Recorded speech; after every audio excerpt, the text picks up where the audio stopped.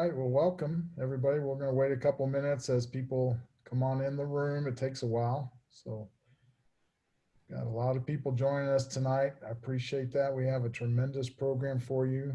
Some of our premier beef cattle specialists in the states will be with you tonight and sharing their kind of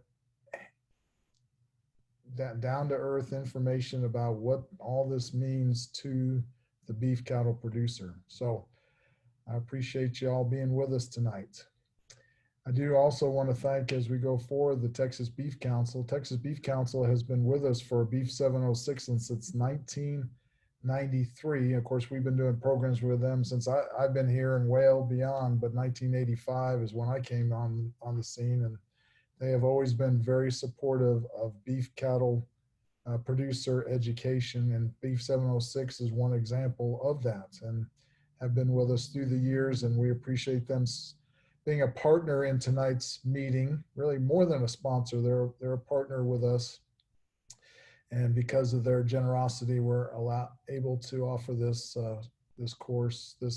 workshop to you at no charge. So thank you. I know Jason Bagley's with us tonight. Thank you, Jason. Appreciate the Texas Beef Council, and they're always there to help if you want recipes or if you even other beef education opportunities like beef quality assurance courses. They have helped us sponsor those. So we appreciate, Jason, all your help. Well, what we're going to do tonight is we're going to turn the program over to Jason. Excuse me, we have lots of Jasons on the program tonight, but we're going to turn this one over to Joe first. I'll stop sharing, Joe, and I'll let you start sharing your screen. And Joe Paschal is a livestock extension specialist for the state of Texas. And so he is stationed out of Corpus Christi, but we would call him kind of our statewide specialist in the area of genetics and animal breeding. And so he is going to work with us tonight and talk to us about a genetic management of your cow-calf operation. And, he'll be talking about some of the quality attributes that we've talked about in the past, but there's many more important things that you also need to consider as a rancher. And so we're hoping that we can help fill that out tonight. Don't forget to continue to type your questions in the chat. We'll have several people that will either answer them on the chat itself, or they will also come back and we'll have Joe or whoever the speaker is answer those on a live basis as well. So Joe, I'm going to turn it over to you. All right, Dr. Hale, can you hear me all right? Absolutely, you sound great. All right, we're going to go ahead and get started. A couple of things. A lot of the things that we're going to talk about tonight can be found at this website. I think my laser pointer is working here, beef.tamu.edu. You can just type that into your web browser, and that'll take you to our animal science, our extension animal science website, and you look under publications, so there'll be a lot of information there as well as some other topics. So Dan's already talked to you about Ranch TV. That's sort of our website that you can go to get a lot of information. So let's visit a little bit. Last night, somebody asked about Chianina, I believe, where they fit in terms of carcass quality and carcass yield. And this is an old chart back in the 70s, though, back when we had these breeds first starting to come into the United States, and they asked a lot of learned animal scientists and ranchers where they thought they fit, and they looked at the research, and so they looked at these different characteristics across the top, and the more X's that you had, the better you were as a breed. And so you can see at the very top, Jersey, Longhorn, Wagyu even, and then all the way down at the bottom, you see Brahman, Nellore, Baran. And really, to answer the question we had the other night about where Chianina would fit, and I'm quite surprised that Chianina aren't on here because Piedmontese are. They would sort of fit right about here where our Limousin cattle fit. I realize that Chianinas are not Limousin, but in terms of where they would fit, that's about how they would look. So there's been a series of bulletins called the Texas Adapted Genetic Strategies that were developed by our colleague, Dr. Steve Hammock, retired Professor Emeritus, Extension Beef Cattle Specialist Emeritus. There's about 12 of them. They can be found at beef.tamu.edu. And so we're going to take some of the concepts tonight from those publications. And so he started with the very first one as an overview. That is, why are you in the cattle business? What is your market? And so we look at, in terms of cattle selection, before we even think about breeds, before we even think about individual sires or females, I think we have to look at what type of environment, what type of genetics will our environment allow us to sustain. And so this is an old chart, actually comes from the Beef Improvement Federation guidelines. It was actually developed back in the 1970s by Gordon Dickerson. And basically it just says, all right, what sort of forage availability do you have? High, medium, or low? And then what sort of environmental stress do you have? And by environmental stress, that not only means whether it's hot or cold, what's the diseases like, what are the parasites like, what's your management like? And so for a lot of us, you know, we sort of have medium forage availability, and for our cattle, typically we sort of have high environmental stress. If you're a good manager, perhaps it's low.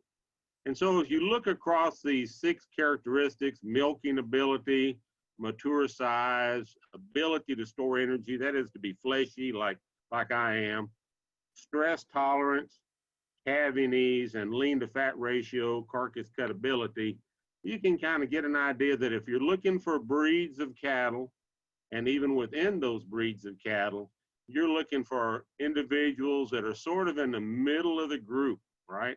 You don't want anything to be real high in these first 2. Ability to store energy, that's a plus, particularly if you sort of have low forage resources. Stress tolerance, medium to high. I'll be honest with you, Dr. Dickerson's been gone a long time. I'd sure like to know why he would tolerate anything less than high calving ease. And then finally, lean to fat ratio, sort of moderate, because environmental stress is out there. You don't want them to be real lean. And so that's sort of where Steve starts. And then his 5th bulletin down the line talks about breed types and breed characteristics and uses. And somebody said the other night that we have like 75 different breeds that have registrations, and that's true. We can sort of break those down into some specific breed groups based on origin and purpose. And so if we look down this breed groups, the British group, those are primarily Hereford and Angus in this country, Red Angus as well as Black Angus. Continental beef for those cattle that came from Europe that are primarily used for beef production in Europe. And so that would be, for example, like Charolais and Limousin. And I'm just going to mention a couple that are the most important in terms of registrations in the United States. Continental dual purpose, so that would be Simmental and Gelby, for example. Dairy, Holstein, and Jersey. Bos Indicus here in the United States, that basically means Brahman. So we're talking about pure Bos Indicus, as pure as a Brahman is. And then American breeds, so those would be breeds that would have Bos Indicus influence and any of these other breeds in it. So it would be, for example, Brangus and Beefmaster, Cimbra and Santa Gertrudis, Brayford and Red Brangus, to name a few of those. And then finally down here are specialty breeds. And those are breeds that sort of didn't fit in some of these other characteristics. And maybe that would be something like the Wagyu or the Longhorn, or perhaps Belgian Blues. But we're not going to worry about those because those are not real large numbers for us to use as commercial cow-calf producers. So we're going to stay up here with the British. We want to pick on them. Steve's got actually 8 characteristics. So some of those are the same that you saw in the earlier chart. Body size, milk potential, age at puberty is a new one, hot climate adapted, fleshing ability, ability to put on fat, muscle expression, cutability, and those marbling and fleshing ability are all sort of tied together. And then of course, marbling out here on the far right-hand side. So you can see that within the British breed group, Hereford, Angus, Red Angus, you can see that body size is high, and really that's more for on the Angus side. You know, moderate to high, milk potential low to moderate, age at puberty, those breeds are among the earliest.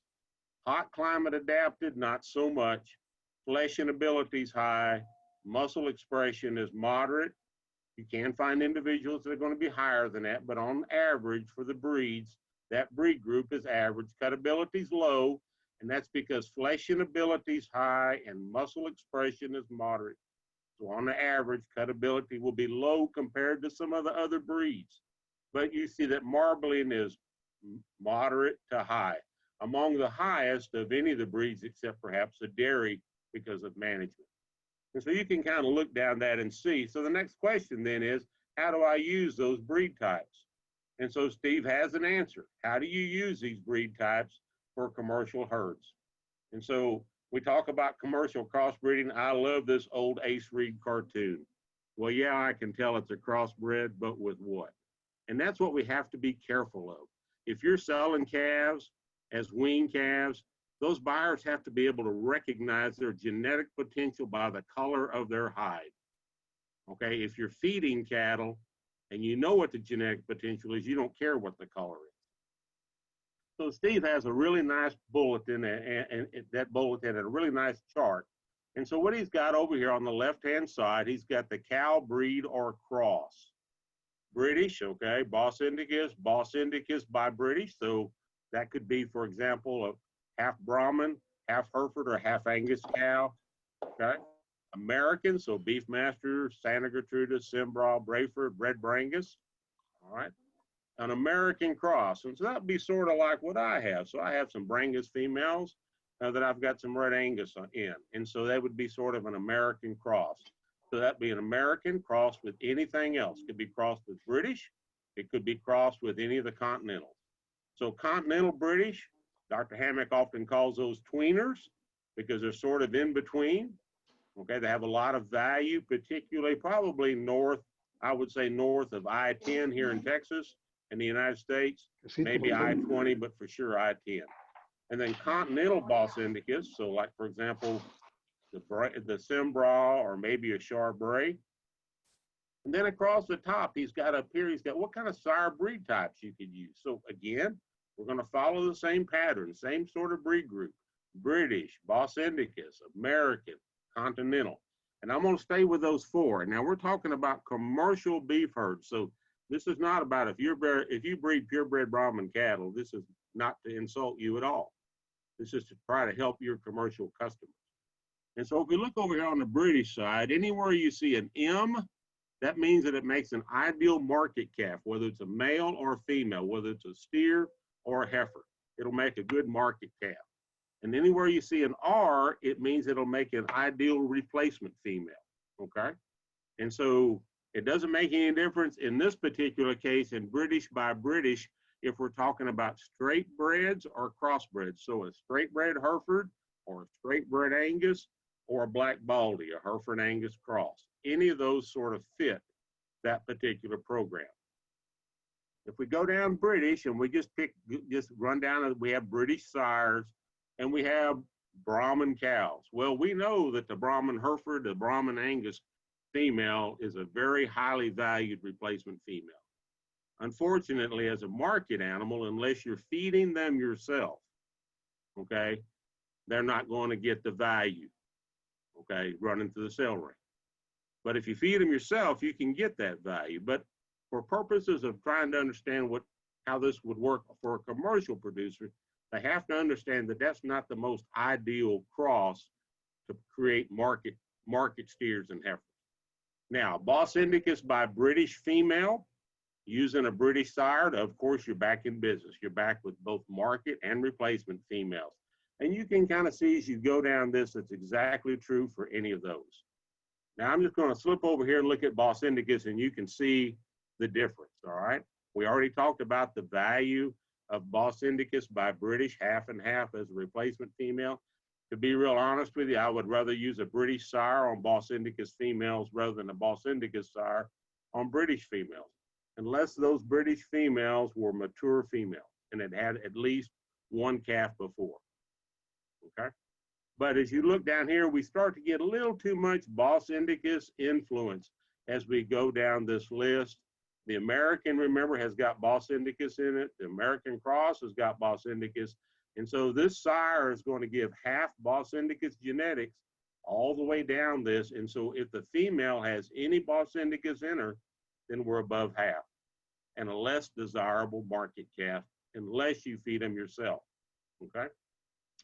Then the American breed, the continental breed, you can kind of see how that sort of fits. Down here at the very bottom, over here on the continental side, it says no A by C dams. And what that means is no American, okay, by continental dams over here in this American cross. So if I have Beefmaster Charolais cows, which I did at one time, I would not want to come back with a Charolais or a Simmental or a Gill bull on them to create calves, because the females, those animals would get too big. And so that's sort of how we would use that chart.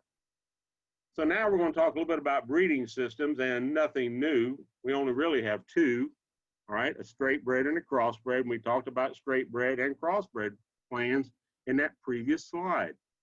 So straight bred includes purebred. Okay, it's easy, produces its own replacements. Generally, it's uniform in color and genetics.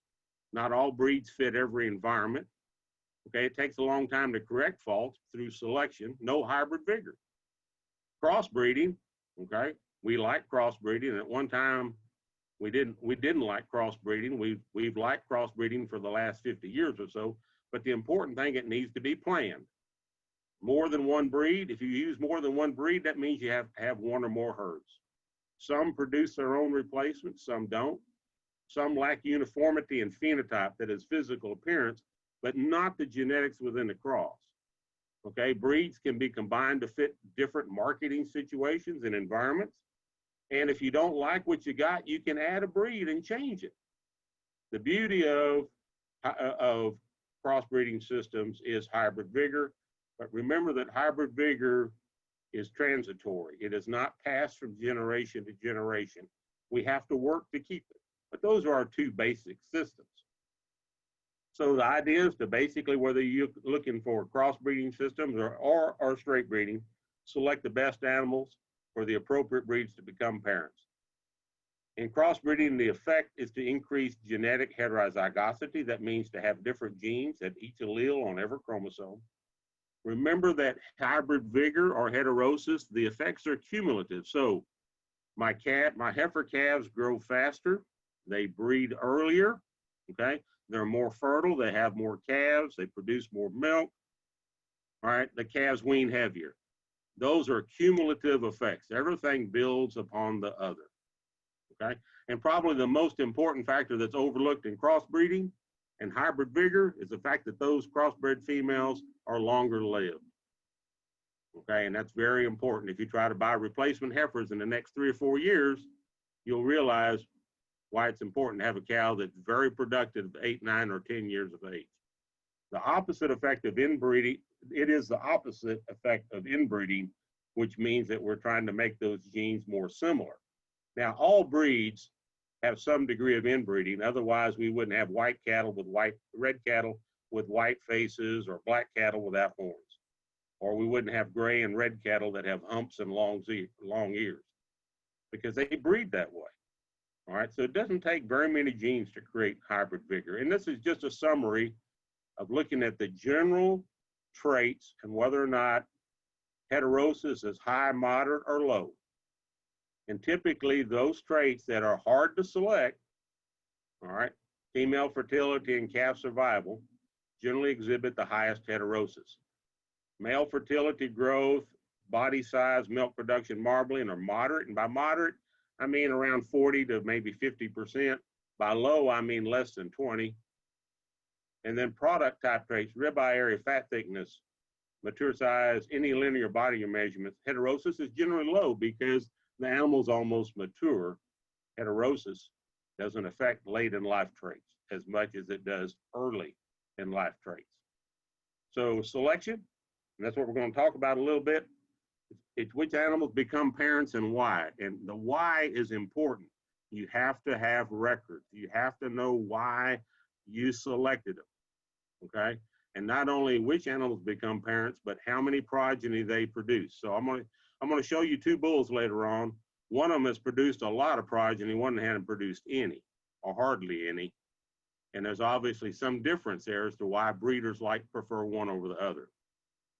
We use it to create genetic change, increase the frequency of desirable genes. Okay, you can change many traits, but that does not necessarily imply that you've made improvement.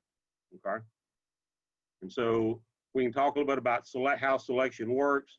Really, it's difficult to select, which is why everybody likes to crossbreed, because unless you are actually producing purebred cattle, Charolais cattle, or Gelbvieh cattle, or whatever breed that you happen to like, selection takes a lot of time, because the generation interval in cattle from the time that calf is born until it has its own calf to replace itself is 4 or 5 years. That takes a long time to see that improvement. Generation interval in human is about 20 years by contrast. There's a lot of genetic variability out there, and it's hard to control unless you have specific records. Selection intensity is different in bulls versus females. We can select maybe 1 or 2 bulls out of 100 to mate, but in order to have a good calf crop, we have to allow 60% of the females to be selected as replacements. And then, of course, selection accuracy. Phenotype is not a very good measure of genotype, to be honest with you, unless that animal happens to be 4 or 5 years old. And so we use genetic tools to improve selection accuracy. The other thing to realize is that most genes affect more than one trait. So as you select against birth weight, you're also selecting against weaning weight and yearling weight and carcass weight. If you select for weaning weight and yearling weight and carcass weight, you're selecting to improve birth weight, because some of the same genes affect that particular trait, and all traits are that way. Some genes affect different traits in opposite directions. So if you're looking for improved muscling, you may be selecting for reduced fat deposition. Okay, and so we've actually come up with a tool called a selection index that weights all those traits genetically, puts an economic value on 1 degree change in each one of those traits, and actually allows you to select for more than one trait at once. So this I've stole some data from the American Angus Association. Those of y'all that know me know I haven't drank the Kool-Aid, but they have some really good data, and they present it and allow us to share it. So this is actually genetic trend as a result of selection and birth weight. So up here across the top, these are the bull birth weights that have been recorded in their national sire summary. You can see, reading off the left-hand side here, they start at about 70, and they're just a little bit below 80 right now, around 78. But you can kind of see that trend, okay, over the last 40 years or so. This is birth weight EPD. So this is a dashed line down here, and you can see that it is pretty parallel. So that as they've used birth weight EPD to select for birth weight in their bulls, they're pretty parallel. Now, yearling weight EPD is this dashed line, this gray dashed line. And you can see that if you look at the actual yearling weight of bulls, it's very similar. It's not exactly as pretty as it is, okay, for birth weight, but you can see that selection works. Selection using genetic tools work. And so that's what this tool is. We call it expected progeny difference. And it's the difference in expected performance of the future progeny of an individual, of a bull or a cow, mainly bulls because they have more progeny, compared to the performance of future progeny of another individual of average genetic merit. So we can compare 2 bulls, 2 Angus bulls, 2 Hereford bulls, 2 Charolais bulls for different traits or an index. Usually only within a breed, except those of y'all that are using International Genetic Solutions, the Bolt software. There's 14 breeds. Some of them are from Canada and other countries, as well as the United States, that are analyzed together based on records, phenotypes of individuals and relatives. They look at genetic relationships. So the only exact genetic relationship is a parent to offspring. So your sire and dam, your mother and dad gave exactly 1/2 of their genetics to you. That's your makeup. But they may have actually given a different set of genes to one of your brothers or sisters. All right, and so we average genetic relationships but we can actually now predict genetic relationships with genomics. And so these are some of the things they use. They use heritability, they report in units of measurement, they have an associated accuracy value, which is how close do we think that actual genetic value is to its true genetic value. And here's the kicker. As we add new records, both the EPD and the accuracy value will change. The good news is with new records, the accuracy value will increase, become more accurate. Okay, the EPD could move up or down, but as accuracy increases, the swing in that EPD becomes relatively small, and I'll show you that. So initially they were calculated for weight traits and then carcass traits, but now we got bunches and bunches of them. And here they are, 35 EPDs measured in the 10 most prominent beef cattle breeds in the United States. And some of them are relatively new, okay? Like pulmonary arterial pressure. In the Angus Sire summary, in the spring of 2020, that was not even there. In the fall of 2020, it's there. So how do we select for all of those traits? How do we decide which ones are important to us? And that's where our indexes come in. Do these things work? So real quickly, I want to show you a series of genetic trends for different traits. These were put together by Dr. Larry Kuhn. Dr. Kuhn is a researcher at the U.S. Meat Animal Research Center in Clay Center, Nebraska, the largest, well, it's just about the only USDA center that does beef cattle research anymore. And so here's genetic trends based off of records and comparing them to genetic data. You can see up here at the top, this is Simmental. So Simmental and Red Angus are two of the breeds that have had requirement for progeny information almost since the inception. Red Angus required a weaning weight to register their cattle back in 1984. Simmentals required a similar, probably in the mid-1960s. I don't remember the exact date. So you can see that birth weight trends, some of them kind of moved up and around, but mostly they're flat. And those are pounds of birth weight in terms of over those since 1972 to 2017. Here's weaning weight. Everybody selected a little bit for weaning weight. So Red Angus is down here at the bottom, right? So they've selected a lot. You get up here and look at Simmental, they haven't changed very much. But what will surprise you is this black line right here, which is Angus. So when I was in college, many, many moons ago, we used Angus bulls because they had low birth weight for first calf heifers. And so about 1976, that's what we talked about. But now if we talked about Angus bulls in the mid-1990s, we might be a little bit more cautious of them. But you can see that both Red Angus and Black Angus are moving downward in terms of birth weight. Here's maternal milk. So this is the pounds of milk that will be produced, pounds of weaning weight that will be produced by a bull's daughter as a result of increased milk production. We're actually predicting weaning weight based on milk production, based on the genetics of the bull, looking at the progeny of his daughters. So you can see that most of those are relatively flat, except for a couple. This guy right here, which is our Herefords, all right? And they certainly have made a lot of improvement. And then of course, this black line up here are our Angus. Most of the rest of them are relatively flat. May not want to select for that. That's a message that's coming across. Carcass weight. So we've made cattle bigger. We talked about making Angus cattle bigger. We've made Angus cattle bigger. We've impacted carcass weight. They are the largest breed genetically in the United States today. They bypassed Simmentals back here in 2011 or 2012, and they passed up Charolais, okay, back in 2014. Genetically, Angus cattle are the largest breed in the United States in terms of matured size. Ribeye, I just threw this in because we're talking about carcasses and beef quality. You can see that Angus cattle, once again, have done a lot of work. Most everybody else is pretty, but you know what? A lot of these guys already had big ribeyes. These guys sort of came from behind, but they're making improvement. And then finally, marbling score, because we're talking about beef quality and beef 706. And so if we look at marbling score, how many of y'all would have thought that Red Angus cattle actually marbled better than Angus cattle did? But that's exactly what this is showing up until 2002 or so, when Angus cattle surpassed them genetically in terms of marbling score. Now we look down here, Limousine, as we said, looked at a continental European breed that was mainly a beef breed, hasn't changed very much.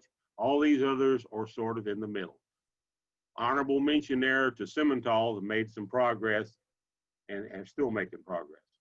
So let's look at these indexes right quick. So they provide one number, okay, one EPD or number for 2 or more traits, and they're weighted for an economic value. So if I improve, if I reduce birth weight, or if I improve cavities 1 point, 1 pound, or 1%, how much did I save, okay? How much did that cost me if I add 1 more pound of weaning weight? And so that accounts for genetic action of more than one trait. And they help you measure things that are hard to measure. So for example, maternal weaning weight, we can actually sort of measure milk production in the bulls. Late in life, so we can actually look at birth weight or weaning weight and predict yearling weight or carcass weight or dead animals, okay? Look at carcass merit. And so the indexes allow us to do that. There's a whole bunch of indexes. You pick your breed, they have an index. Now they're all good indexes, they all work. Okay, Angus again has some of the most indexes. They use a combined index, which actually uses their maternal index here and a terminal index called dollar beef on the other side. There's a little weighting adjustment that goes on. It's not 1 + 1 = 2. There's actually even an index within an index for this combined. But you can see weaning, you can see dollar energy, the all-purpose index down here for Simmentals. If you're a Hereford breeder, the Baldy maternal index, if you're going to use them on Angus cows, you're going to use them on Brahman cows, you've got the Brahman influence index. Red Angus, Gelby, Beefmaster, Brahman, another Beefmaster, and 2 for Santa Gertrude. So all breeds have been developing these indexes. These are the maternal ones, primarily for replacement females. And I can tell you that if I were looking at these breeds to incorporate them, I would be using these maternal indexes for replacement females. Here's the carcass or terminal indexes. And so once again, we see several for Angus. And interestingly enough, in the Angus Association, that's the most often used index, the dollar beef index, even for those folks that are using it for replacement females. They actually ought to be using the dollar M, the dollar maternal.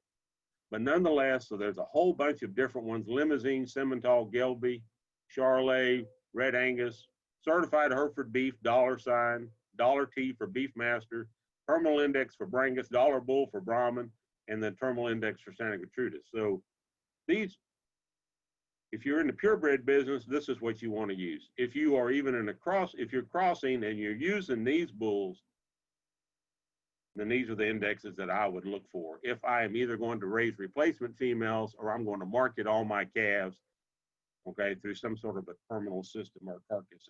If I'm selling them at weaning, okay, then I want to look for things that tell me something about dollar weaning, okay, selling at weaning. Unfortunately, this is just for Angus. All right, so I want to come back here and look at these maternal indexes if I'm selling my crossbred calves at weaning. All right, so let's look at some of these EPDs. So I've got about 10 more minutes to go. And do we have any questions that I need to answer? Dr. Hale, just butt in, or Dr. Gill, just let me know. So I tell you that these do change. So these are the spring averages, okay, for active sires, well, for all sires, as it turns out, spring of 2020. And so I'm not going to pick on much, but let's just look at right here where it says CED, Cavanese Direct. That's the Cavanese of the bull. So we're not going to talk about what each one of these means. All right, that's another story. But this is Cavanese Direct. This is the Cavanese attributed to the bull. And particularly that 6% means that he'll have 6%, that the average is 6% more live calves born on average. So there might be some bulls that have a 12 or a 15 or a 20, and there might be bulls that have a -12 or a -15 or a -20, which means that they're way below average. But the point is that if you're selecting an Angus bull or any bull of any breed, you have to go to the current sire breed average. Because if I'm picking a bull for Cavanese and he's a +6, he's average.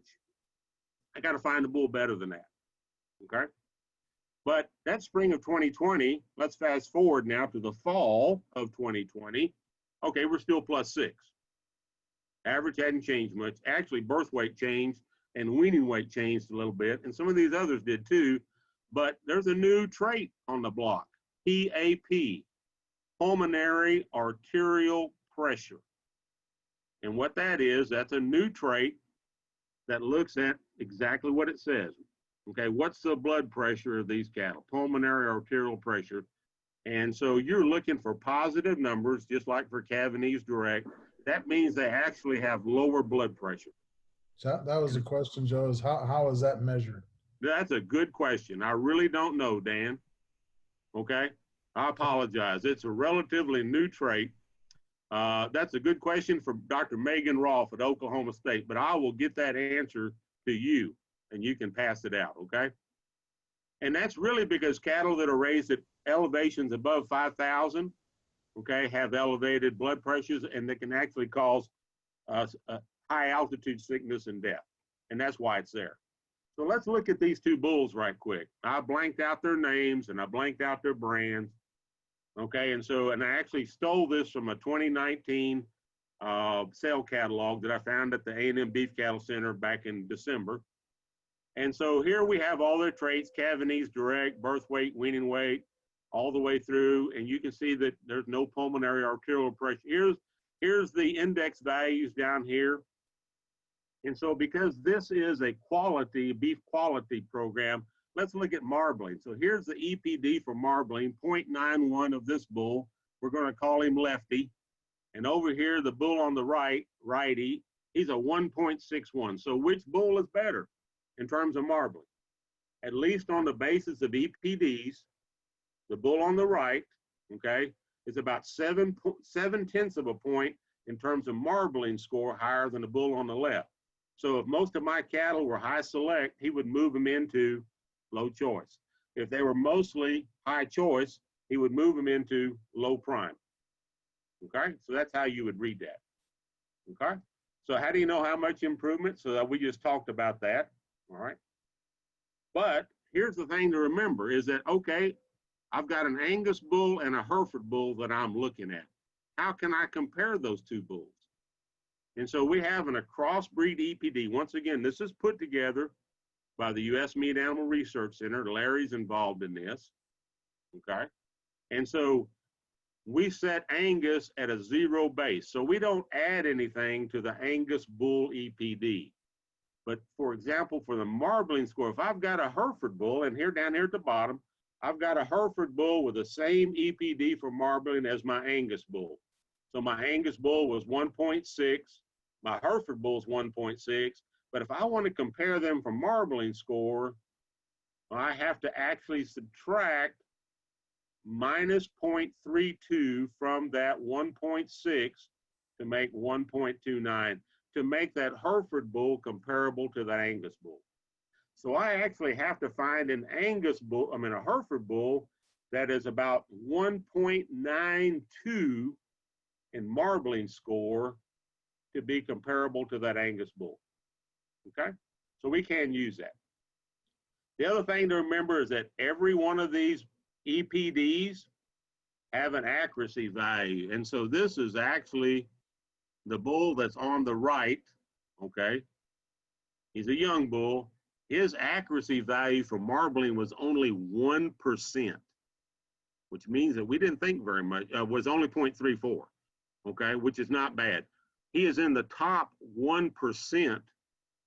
It's actually the bull on the left, I apologize. lacking coffee. His marbling score is 1.6, okay? His accuracy value was 0.34 or 34%. He is in the top 1% of the Angus breed. And so here he is right here. The top 1% breed rankings for EPD and index, the top 1% is right here. These are all the averages. So there, for Cavanese direct, there's a bull out there that's plus 17. he's a high Cavanese bull. But if we go over and look at our bull, so the top 1% begins at plus 1.35. The bull that we're looking for is 1.6. He's probably in the top 0.05%. So he's really a stud duck, okay, in terms of marbling score. But that's only marbling. What's he like for all the other traits? And that's where these indexes come in for. So how much change can we expect? We said that that bull was about 0.34 for marbling. So here's the accuracy value. Here's 0.35. If I go all the way across over here to marbling, and I'll know that my laser pointer is probably going to run out of battery here in a minute. Keep on going to marbling, okay? So that means that if his marbling score is 0.16, that with additional information that, okay, his marbling score could go up a little bit or go down a little bit by only 0.02 marbling scores. That's nothing. That's nothing, right? Dr. Hale will tell you that. Dr. Griffin will tell you that.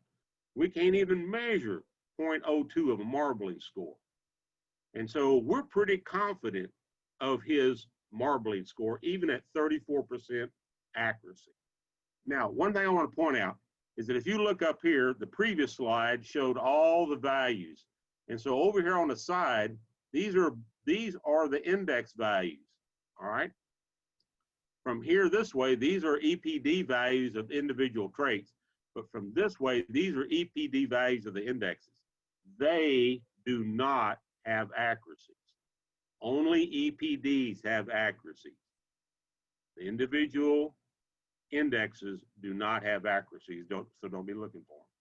So let's go back to our two bulls. We talked about marbling score. We sort of talked about how important that was. But you know, if you're actually selling these cattle and you really think they have lots of value, here's the number you need to look for, the $B. All right, this guy is $171. So we expect his calves, him to pass on about $171 additional value in his calves. We expect this guy to pass on about $221 in additional value. So there's $50 difference between those two bulls, okay? If you're looking for maternal, here's the maternal number right here, 66 versus 69. Pretty similar, right? If you're looking for the combined value, and it's principally because there's such a big difference in the dollar beef, we look at the combined value, 288 versus 356. There's another $68 on the ground over here with this bull. But if you go back and look at the accuracy values, and I did today prior to showing up for this, I found that the accuracy values of the bull on the left were much, much higher than the accuracy values on the bull on the right, which means that people are using the bull on the left, lots more progeny coming out of that bull than the bull on the right. And I really don't know why. So we want to wrap this up in terms of where you can get carcass information. That was a question the other night. You know, we had a long-term feed-out program called the Texas A&M Ranch to Rail program. We fed cattle as calves and put them in a feed yard. You owned them. Then we collected carcass data and gave you a report. You can still do that, not through us, but Dr. Ty Lawrence at the West Texas A&M is running the program up in the Panhandle. Dr. Tanner Machado down at Texas A&M Kingsville runs a similar program if you're feeding your cattle in South Texas. And so you can still get that. It takes a lot of time. You got to wait for those calves to get born, get weaned, put them in a feed yard, and then collect the carcass data. And there's some risk in that. But nonetheless, if you're serious as a purebred breeder or a commercial producer to know something about your cattle, that's one way to do it. Another way is to use ultrasound. Dr. Tommy Perkins is a good friend of mine, also at West Texas A&M. That's his hand you see there scanning that Brahman calf. Each breed association has some specific requirements, and if you're doing it for a purebred association, that can actually go into creation of an EPD, just like actual carcass measurements can. If you're an Angus breeder, a Hereford breeder, a Charolais breeder, a Sembra breeder, Santa Gertrudis breeder, you can do that. But even if you have commercial cattle, you can scan them and see where you're at in terms of carcass composition. Okay, pretty high degree of accuracy for ribeye area and fat thickness, and now even for marbling with the new software. And then finally, there's a lot of DNA tests out there. And somebody asked about predicted gens, so I stuck it in there. Genomic tests to take blood, they take hair, they take an ear punch. There's a number of things that can be used. They don't actually use hair, they use the hair follicles. They can test for genetic relationship, that is parentage, for example. They can test for genetic abnormalities. They actually have a lot of markers that affect specific traits like weaning weight, yearling weight, tenderness, marbling score, fertility traits, things like that. They are not a replacement for actual records. We still need to have actual records. I have a listing of those right there. Angus Genetics and Zoetis have Gene Max Advantage and Gene Max Focus. Mainly those are for high percentage Angus heifers. Predicted Gene by Zoetis has a non-Bosindicus. For crossbred heifers, they're working on a Bosindicus test. Those work. Identity, gold, and silver, they have tests. Those tests are primarily for replacement heifers to sort of predict where those cattle are in terms of bringing them into your herd to improve your carcass merit. So there's a whole bunch of tests. Probably when people ask me about how to do these things, how do I make selection in my herd, I tell people to measure the traits that they're interested in, and then look at those, rank those individual animals for those traits that you're interested in, and seriously getting rid of or doing something with the bottom half. That's the easiest way to make change, is to get rid of the bottom half of those animals. In other words, do something else with them. Maybe you keep them in your herd, but you really work on improvement on that top half, and you'll make a lot of change. I'm going to wind up there, Dr. Hale. This is our Facebook page, Beef Cattle Texas A&M AgriLife Extension. We'd love to have you come to us and like us. Miss Casey Matsky does a tremendous job by keeping it up to date. I did have my picture on there because I was doing a video, but I thought it'd be more appropriate to have our virtual Aggie Beef 706 post up there. Dr. Hale, I'm going to shut up. I'll stop sharing my screen. And if we have any questions, I'll be glad to try to answer them if I have time. Yeah, there are really just a couple some breed types that one person asked about Senapole. Another one asked about what's a good cross with Wagyu or Japanese cattle. Okay, so Senapole is a tropically adapted Boss Taurus breed. It has created a lot of interest. We brought the first Senapoles into the United States back in the 1982, come from the Virgin Islands. They're pretty good cattle. Dr. Gill seen some in the Virgin Islands as well. They're a little bit lighter muscle. They don't grade as well as some of the other Boss Taurus cattle in terms of marbling score. But if you're looking for a tropically adapted, heat-tolerant, slick-haired breed to move into something like with Angus or Hereford or Charolais, that would be a breed to choose. The other breed was Wagyu. What would I use with Wagyu or Akaushi? It's sort of like that dairy cross. Wagyu or Akaushis are not dairy cattle, but you could cross them with a beef breed and improve marbling. The cross would have improved muscle pattern, you get some heterosis for growth. And so there would be some benefits to using maybe one of the British or continental European breeds. You might even use one of the American breeds, Beefmaster, Santa Gertrudis, Cimbral, Rayford, Red Brangus, with that particular cross, and still have some heat adaptation as well.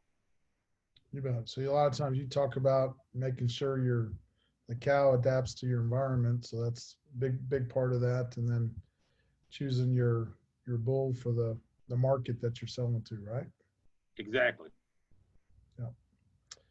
Yeah, I think that's all that I see as far as that. If anybody else, some people kind of put some information up there on the pulmonary test. And so I appreciate those people that did that. And we're going to now move over to Ron Gill. Ron is the Associate Department Head for the Animal Science Department. And he's going to talk to us about feeder calf management from a beef quality management standpoint.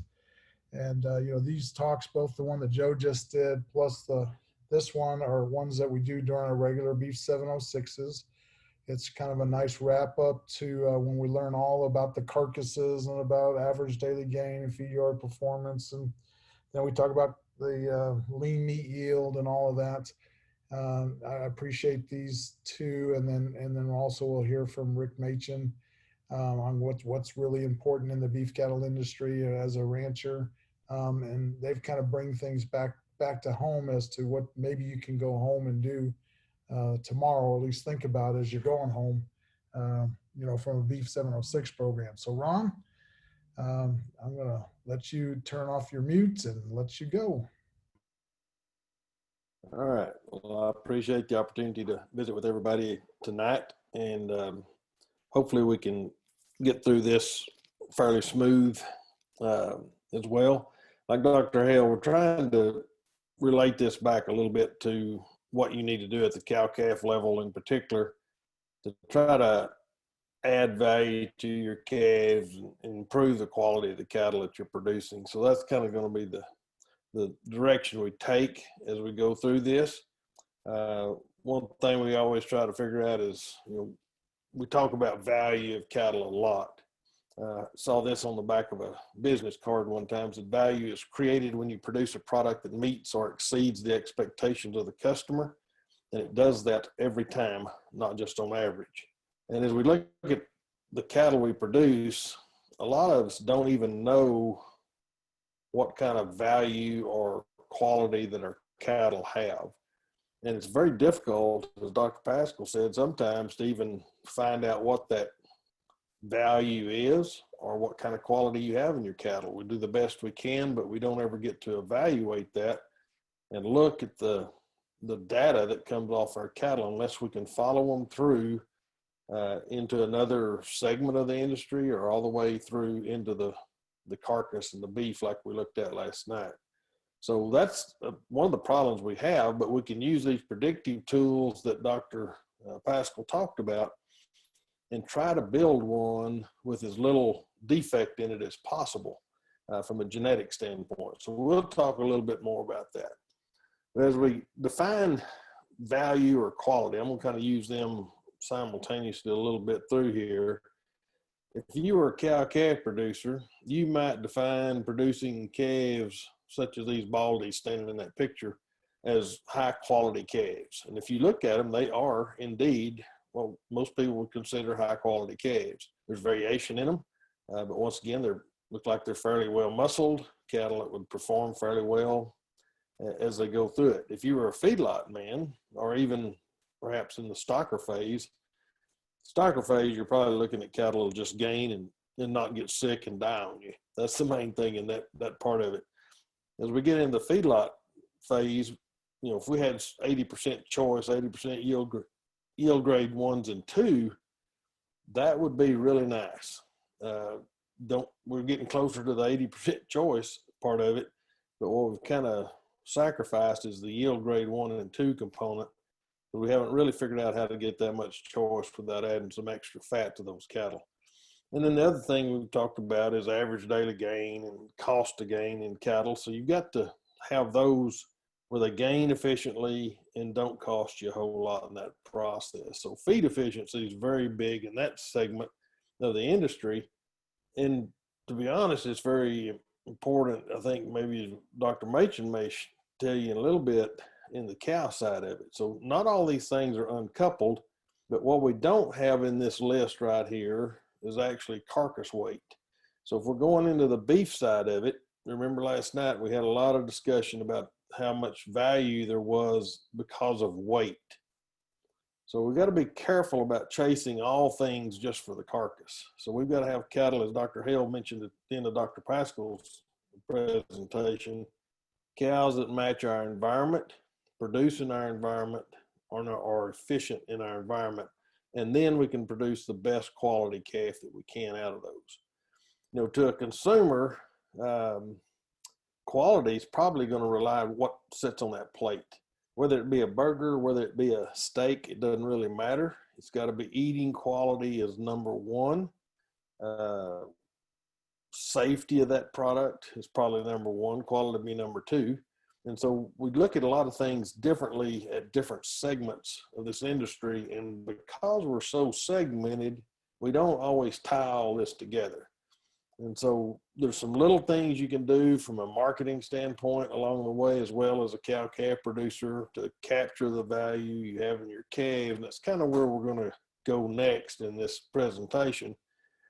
You notice that little emblem down there, Texas Beef Quality Assurance Program. If you're not involved in that program, I'd recommend that you actually look at that and go through one of those trainings so that you'll know some more things about what affects safety and quality of beef. Cattle are marketed a lot of different ways, and this graph kind of shows the divergence. Not many cattle are sold on a cash basis anymore. In fact, they're sold in some kind of alternative marketing program. So hopefully they can capture, now this is fed cattle. That's not necessarily the case in any other segment of the industry, but on the fed cattle side, they go in these alternate marketing programs, and those really fall into about 4 different categories. Cash is what we all understand. You bid on something, you pay cash for it. Formula is another way that we can actually schedule cattle in, but pay on a predetermined formula. And I'll show you some definitions of these in just a minute. Forward contracting is really, you just agree to sell cattle to somebody at a given price on a certain set of specifications. And we talk a lot about grid pricing. And I think Dr. Hale and Dr. Griffin talked about that a lot last night, but there's not a lot of cattle just sold on a grid. They'll be sold in combination with a formula, a forward contract, or something that will tie into that grid price as well. And something that's happened since COVID, we started having a lot of negotiated grid selling, which that was kind of unheard of before that. There was some of it, but not very much. But when things got out of sync with normal, people started looking for different ways to market cattle on the fed side. But once again, this is all on the fed cattle side of it. But these kind of how those are defined, so we won't necessarily spend a lot of time on that. But if somebody happens to look back through this, they'll know exactly what that refers to. All right, as we look at feeder cattle, and I guess might ought to define feeder cattle.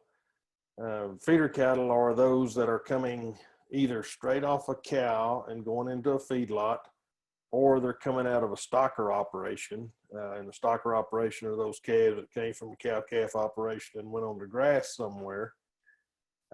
So looking at what are those main quality concerns for really our stocker and feeder cattle, but as we get into the fed side of it, the number one thing we've got to worry about, and what Dr. Paschal talked about, is this genetic management component.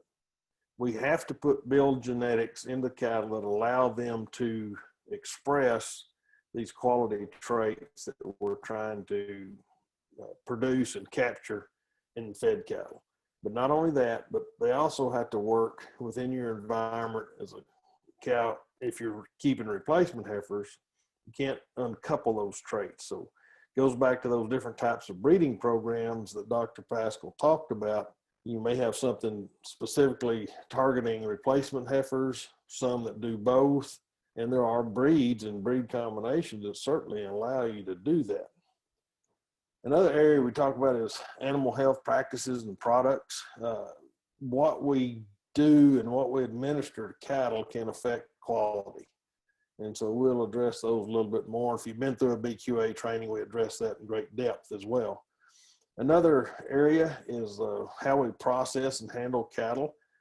That can create bruising issues. It can create stress that can impact the immunity, and also links back into the animal health products that we have to use. So that's another area that we really worry about on the quality side.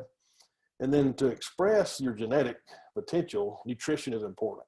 And in our production environments, it's really important to maintain a good level of nutrition in cattle to allow them to express the things that you need them to express. And so it's a interesting combination of things we have to deal with, because at the cow-calf level, we're dealing with environmental issues as well. And so that impacts the nutrition, and it can impact the expression of our genetics in our cattle. But the rest of that's pretty much up to us to manage the genetics, the animal health, and the handling of those cattle. Now, we can manage nutrition through stocking rate and through supplemental feed, and that's all that goes along with that. But once again, if we're going to put them in pastures, then we're responsible for all of these. Here's another one to remember as well. Genetic management for value and quality. When we talk about that, inferior genetics are tough to overcome. With nutrition, you can't precondition the calves and make them better than they are genetically. And so that's your number one decision in all of beef production, is what that looks like and what that animal has genetically to allow them to continue to grow and produce a quality and valuable carcass. All right. So if we look at these two groups of cattle, we talked about the little group at the top being very high quality, and we all assume this old calf on the bottom is low quality. And that's just what we always assume, just by the way they look. And we'll talk more about how cattle look in just a minute. But there's also another side of this industry we have to think about, and that's which kind of cattle will make the most money. And a lot of people normally assume these better cattle always make more money. But for somebody, buying this old ragged paint looking steer might be the one you could make money on because you discount him so much at the time he's first marketed. So we have to be careful about talking about looks and types and making more money with these high quality cattle, because as Dr. Paschal alluded to, this old calf on the bottom might be very valuable, but you might have to retain him all the way through the program to capture that. So anyway, just another sideline there. It's not always what it seems sometimes when it comes to the economic component of this as well. There is an upper limit on how much somebody can pay for a calf and still make this work. This was interesting to me in looking at harvest premiums and discounts, and what is starting to occur in the industry to look at improved income or potential and places we can market cattle. And the green line in the middle is nothing but choice cattle is our number, I guess we call it par in the industry. That's what everything is compared to. CAB rocks a little bit above that. Sometimes it'll be quite a bit above the choice, but normally it's $3 to $5 over choice. If you get into prime, it's a lot of variability as well. It can be as much as $25 a hundredweight over choice at times. And, when it comes back to it, cycles quite a bit. The one thing that's consistent down here is that cattle at grade select are discounted. Now all this is genetics. As Joe was talking about, Dr. Paschal, this is all controlled in large part by genetics and management. But these two up here that are emerging premiums, this is an all natural product. And we're starting to see more and more companies look for those. And so there is a premium paid for those cattle. So and what constitutes all natural is that they're not implanted and they've never received antibiotics. And to capture this, you really have to start managing cattle to where they won't get sick, because if they're ever treated with antibiotics, they fall out of that program. So that's something to think about as well, is what can we do from a management standpoint and marketing. You can't just do it from a management. You have to market what you do here to capture that value. The pink line is non-hormone treated cattle, and those are cattle that have never been implanted. They can be treated with antibiotics and still be in that program, but what they can't have are implants or any other steroid additives in a diet or something like that. So these are starting to emerge where if you're producing calves you're not implanting, perhaps you can market them and capture some of that value into that emerging premium market. Hey, Ron? Yes. Yeah, we had a question I think I'd probably be appropriate to ask now. if there are people here that are interested in grass feeding programs, is there genetic consideration to that? And then also just kind of going in line with what you were just talking about on these on the marketing side of it. Yeah, the genetics, because grass finishing, you're not going to be able to utilize high quality nutrition to necessarily fix or mask genetic issues with carcass quality. So to me, you really need cattle, and a lot of people that are into grass-fed beef are not necessarily looking for marbling.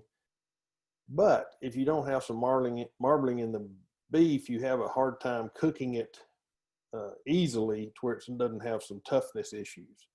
So to me, I want that animal that I'm going to use in grass finishing to certainly marble. They can certainly get into the choice grade. They normally don't grade those cattle, but if you look at the marbling on them, you can see even in grass-fed cattle, those that will marble in the choice grade. And so I would certainly select for some marbling, and certainly don't ignore it. But tenderness is a big issue, juiciness and those kind of things in the grass-fed side of it. And Dr. Hale, what was the other part of but antibiotics and stuff, did I answer that as well, or did I miss that question? Yeah, you might as well. Somebody else is also asking about parasite control and things like that, and all natural. And in these natural programs, any kind of preventative herd health except the use of antibiotics is acceptable and actually encouraged. Now, if you get into the organic side of things, then you start getting limited on what you can do from an animal health product standpoint. And so that's why a lot of people don't pursue the organic. They just lose so many tools out of the toolbox to protect the welfare of the animal they're raising. So you can do it, but it takes a lot more effort to go through and produce organic. Now, for natural, non-hormone treated cattle, you can use any of the animal health products and still be in that program. Yeah, somebody's asking about organic falling on this chart, but in reality, I mean, you can feed corn to organic cattle. It just takes a lot of work. Yep. I mean, just a lot more work to get things done. Yeah, the organic deal, only thing really different there is the products have to be certified. The whole process has to be certified, fed in an organic feed yard with organic products, and slaughtered in a plant that's certified to process organic product. So once again, there's a lot more hoops to go through to produce into those systems. I'm not going to spend a whole lot of time on this. Dan, were there any other questions that come in that I would? Yeah, I think that's good. We'll come back to you. That's good for now. All right. We talked a lot about frame and other things yesterday evening, but some of you may or may not been in that. We'll expound on that a little bit. We have very few small frame cattle left in the United States. In fact, there's not very many medium frame cattle left unless you go out west and into the desert country. There's quite a few. Now, I'm not saying they're not all over the area, but as far as the numbers go, you'll remember the genetic trends that Dr. Paschal put up. It's all toward all these breeds getting bigger and bigger. And so most cattle we have now will fall into the large frame category because that's classified as something that's 1,250 pounds at slaughter and higher. And so I think everything we saw in our 706 set of cattle would have been large framed, even what we considered the little black steer, which was number one. He weighed right at 1,250, if I remember right. And so these cattle are large framed, and we've gotten kind of changed our eyes on cattle and think that's small, but that 1,200 pound steer is considered a large frame. There probably ought to be another category added that would capture some of these extremely large frame cattle. But I bring this up because there is actually a USDA feeder cattle grading standard, and they do it based on frame of the animal. And the reason this is used as a predictor, these cattle, as we mentioned yesterday, they can grow faster if they're a little larger framed, and they can grow longer. Now, a lot of people assume because they can grow faster that they're more efficient, but I'm going to show you some data in a minute that dispels that little myth. But it's what most people use because they're not actually looking at intake when they measure that rate of gain. It comes at a cost, and so efficiency comes into play. And that's why a lot of people that are producing grass finished cattle will normally use a smaller framed animal because it takes less energy to get them fat, and they reach maturity a little quicker, so they don't have to graze them quite as long before they can go to market. So we have large, medium, and small frame. That's pretty broad categories, but that is the official feeder cattle grading. And if you ever look at a market report, you will see those listed. You know, at auction markets, they'll classify them as large, medium, and you'd rather see any small frame cattle on there. But they also put on there a number. So you'll have large frame number ones, large frame number twos, large medium number ones listed on that market report.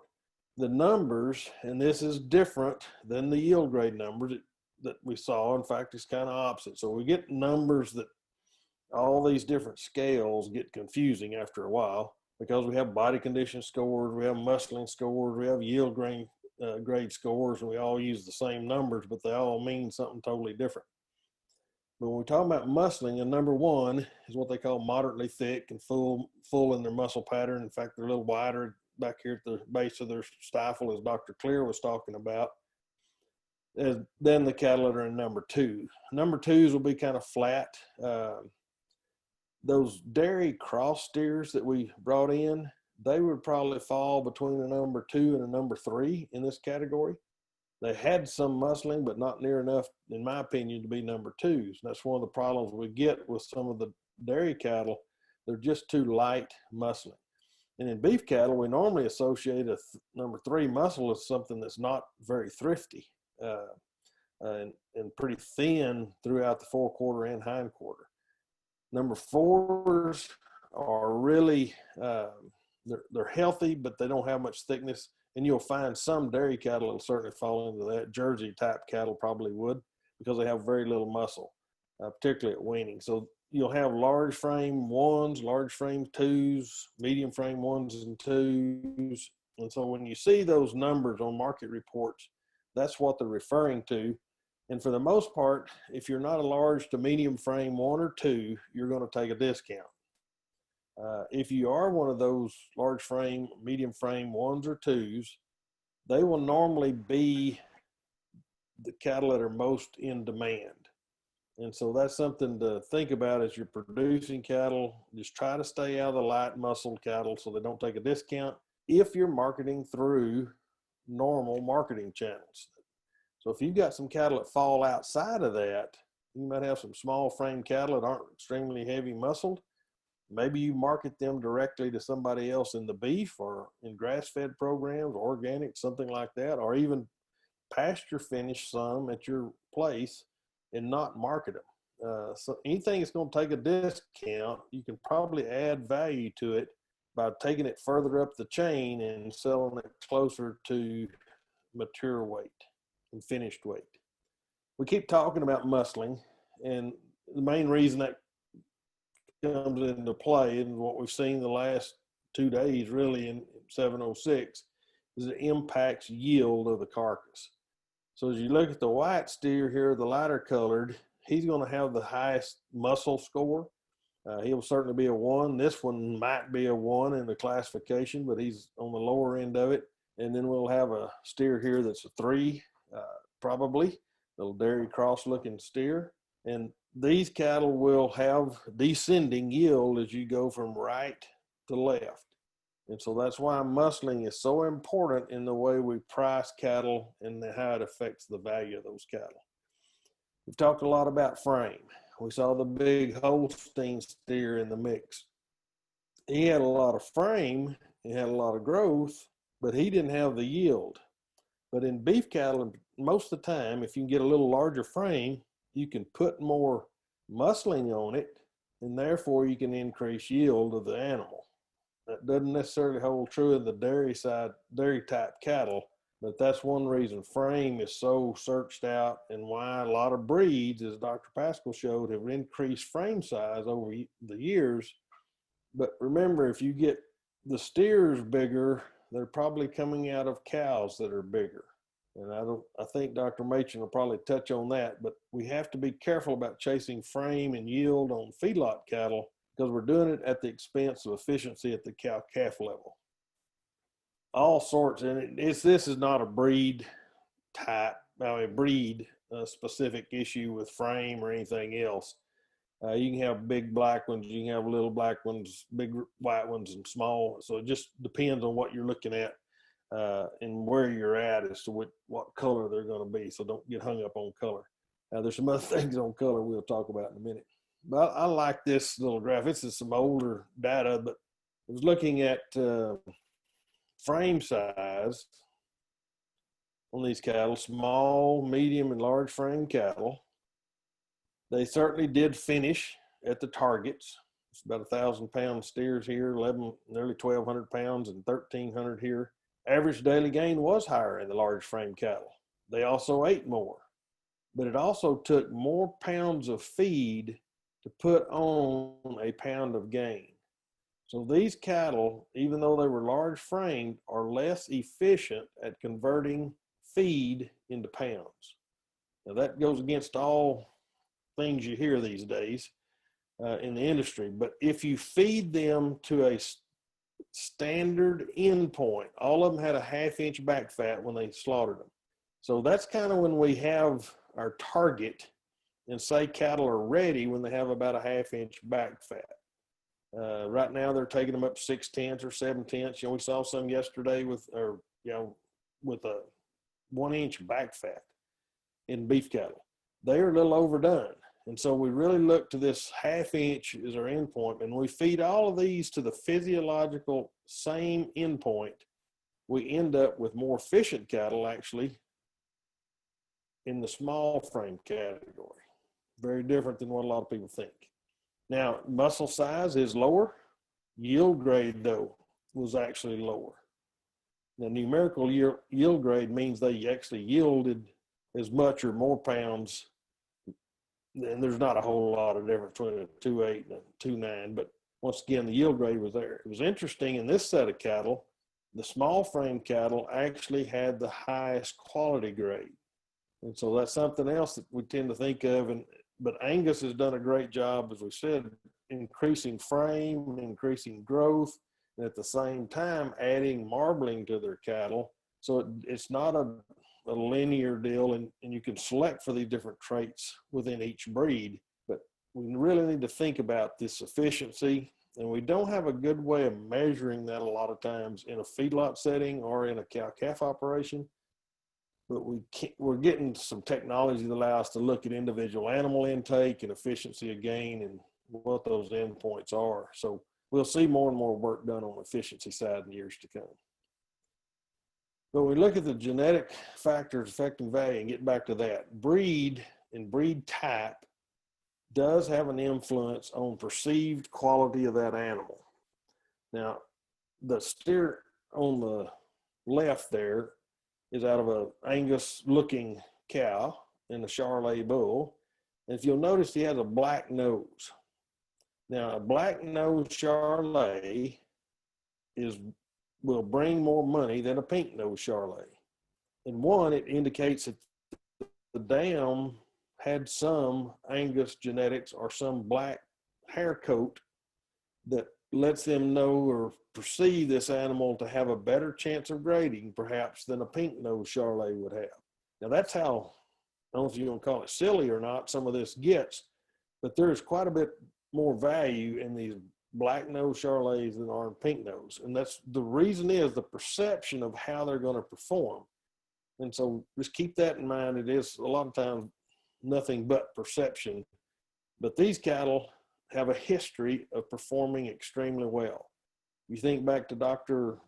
Paschal's chart, we talked about breed combinations and terminal breed combinations. This animal is one of them that tops that list. It will also top a lot of market reports as well as far as calves. But do these make exceptional replacement heifers.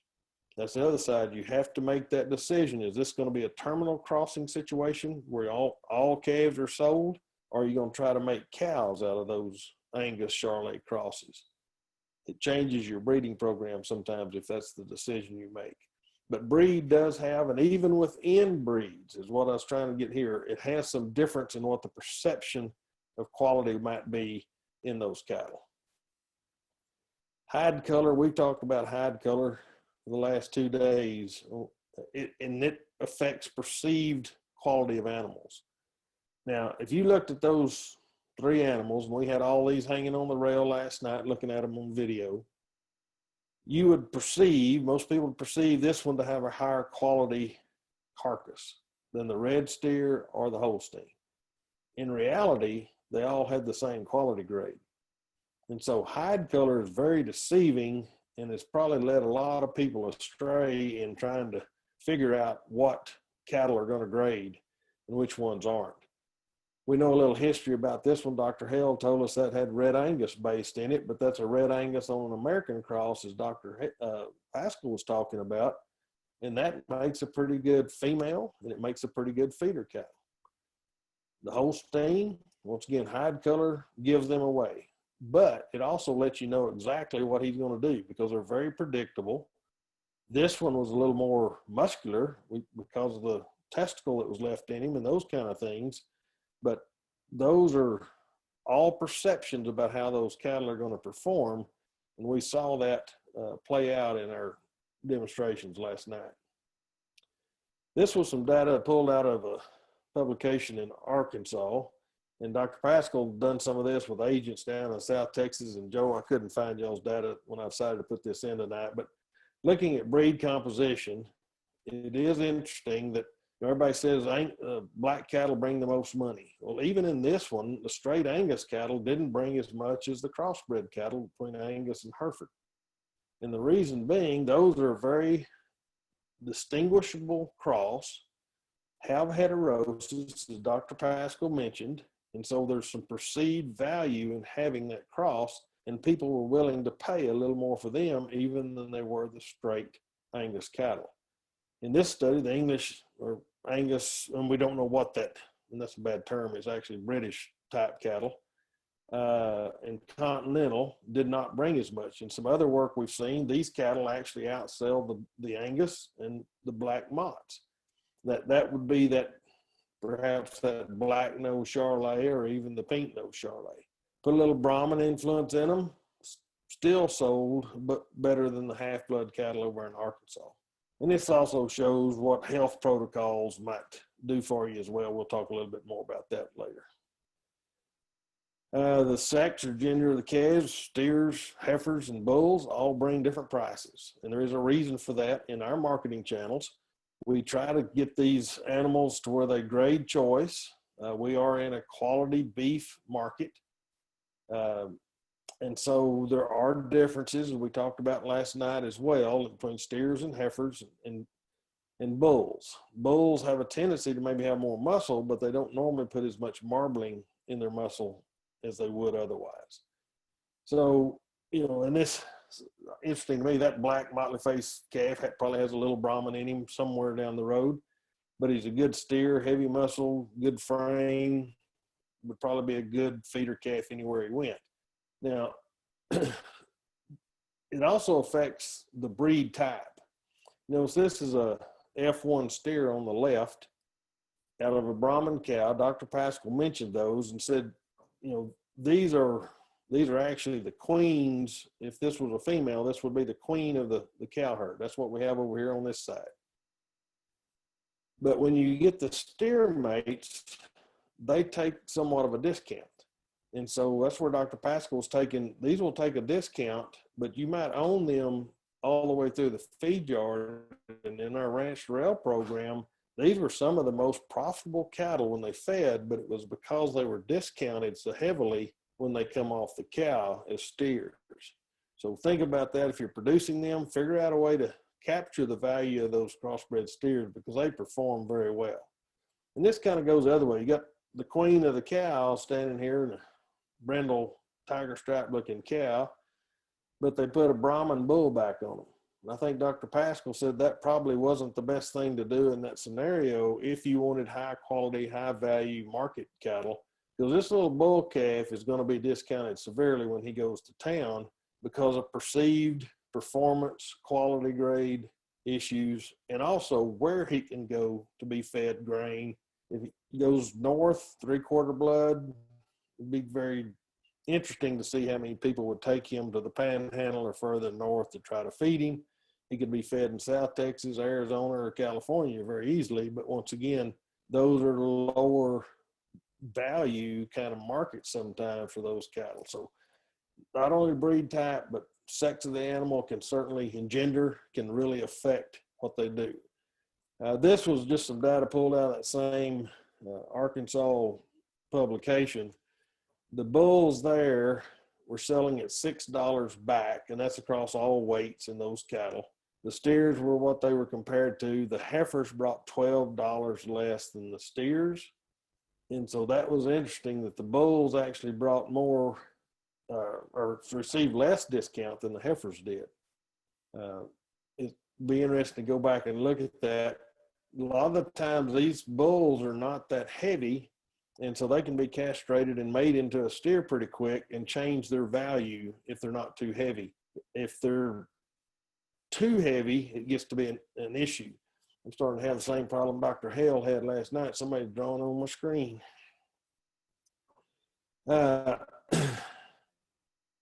This is just looking at why steers and heifers are different. There is a difference in cost to gain because these steers do not, the heifers do not convert as efficiently as steers. And that little gap between those two lines are why steers and heifers are discounted. Heifers are discounted to steers. It's because that little gap in that line over time, it just continues to widen a little bit. So our steers are getting more and more efficient. Years ago, there used to be about a 6 to 8 cent spread between steers and heifers. In that Arkansas study, it was up about 12. So, but that's all because of the efficiency of gain, but difference between steers and heifers. Other things you can think about that affect value and price of cattle.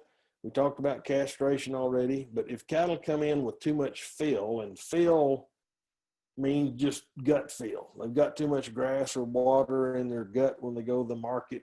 They look distended. The buyers don't like that. They will discount those cattle very heavily. And so you'll receive quite a bit of discount for that, probably much more than you would have ever gained by adding additional weight to them by filling them up. Now, here's another term we use and misuse quite a bit is condition. To a cow-calf man, condition means fat. And to some extent, it does on wean calves or feeder calves. But in reality, good condition to a buyer is a calf that's healthy but thin. So that doesn't make sense a lot of times to cow-calf producers. But notice these calves here have some flesh on them. Little yellow calf standing there, you can tell he's got some condition over his side. But if he came into the market, he would have less desirable condition on him than these white cattle down here in the bottom of that picture. So it's a little different when we talk about condition on calves or yearlings coming through the market, because the buyers don't want to buy fat. They want to buy frame, they want to buy muscle, they want to buy growth potential, and their perception is that if they have much flesh on them now, they're not going to get any compensatory gain, and that's what they kind of consider free gain because they're putting on some condition and muscle pretty quick. But as cow-calf producers, we do want them to have good flesh. We don't want them to be thin, unthrifty, but they don't want that really fat, sappy calf coming through. Horns are another one that takes a discount. That can be anywhere from $3 to $4 a hundredweight, depending on how big they are, how old the calf is. The trick is to either not put horns on them or dehorn them before they're 3 months of age. And hopefully before the horn bud attaches to the skull. After that, it gets to where it's a little bit traumatic on the animal. If you're going to do it, you probably ought to use some pain mitigation or something. Although a lot of people do it, but it really sets the cattle back more than you might think it does. If anything is sick or even perceived to be sick, it will be discounted severely. That is one thing nobody wants to buy is a sick animal or one that they think is going to get sick quickly. And so if you have one like that, do not take them to the market. Lameness, anything that's lame in the calf side of it, you need to hold them out till they're over it, or you do something else with them because they will discount them severely. They'll normally cut them out of a load of cattle and not take them if they can see that they're lame. Size and uniformity of lot is also important. The more cattle we can sell in similar lots, normally the more money they'll bring per pound. And I'll show you some data in just a minute on that. This set of black ballies, yellows, and whites up here, those were put together in like size groups. These white cattle are actually a calf crop. So somebody has produced that many calves of that size, that breed type, and so they've really produced a uniform group.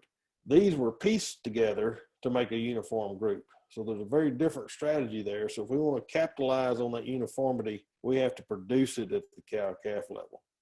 And the last one is processing. Whether we vaccinate, don't vaccinate, wean, whatever we do to those cattle can affect the value of those cattle.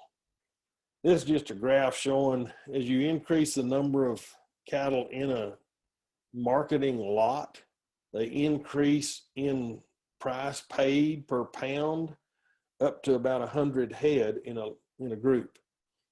And the reason it gets to that point is at about 100 head, you fill up a truck. And so anything over that, you start costing them more money from a transportation cost.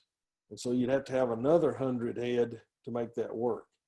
And so that's normally where we see the cutoff is about 100 head. But up until then, that adds value to a buyer because he doesn't have to commingle cattle quite as much. This out of Arkansas group just looking at anything over a single will bring more money. Now, a lot of auction markets don't like grouping cattle. And so if you've got really uniform cattle, you need to find a place that will market them in groups if you want to try to add value to them. So once again, that's working with your local auction market. If you listen to Dr. Machen's session in Beef Cattle Short Course on marketing, you kind of have that same story as well. So try to group them up as uniform as you can, as larger groups as you can, up to truckload lots. Dan, is there anything we need to answer before we get into another section? Caught Dr. Hale by surprise. Yeah, I'm here. So yeah, they were just talking about, well, one question I thought was interesting, just, you know, in the dairy industry, they're using a lot of sex semen, and do you think that'll ever go that way in the beef cattle industry, or are they already doing that probably on the purebred side? You will see some sex semen being used in the purebred side of it, particularly if they're trying to produce bulls to sell to commercial cattlemen or purebred operations. I think if we have terminal crossbreeding systems, as Dr. Paschal mentioned, that we're just trying to sell steers into the feedlot industry, that would be a place to use sex semen if we get it to where it's cost effective to do so. So that would allow us to do it, produce all steers out of a terminal cross system, and go from there. It would work. It's just whether or not you can do it at a and the management side cost. Yeah, and just the workforce side of it is generally a limiting factor. Right. In the dairy industry, they are going that route very heavily, using sex semen on their lower producing cows and trying to produce beef on dairy crossbred steers. And that's kind of what we saw in that group last night. So here's a question. What's more efficient, large frame cattle, small frame cattle, or something else? Well, from a cow-calf standpoint, a lot of times a small framed animal will be more efficient. From a packer standpoint, and maybe even the feedlot, they will be more efficient because they've got more total pounds of meat as they go into the packing plant. And for every knife cut or every stroke they do, they get more product off of them. So that's where the balancing act has to come between what we use at the cow-calf level and what we can sell and make money out of the feedlot into the packing plant. The other thing we haven't talked about, and y'all did last night a little bit, is what the consumer thinks of some of these cuts. We're now fabricating ribeyes differently. We're cutting different cuts, trying to make the muscle smaller so we can have a more appropriate portion size. That's right. You know, feed to gain ratio itself we're finding it is very, regardless of the frame size, there's a lot of differences genetically within those different kinds of cattle.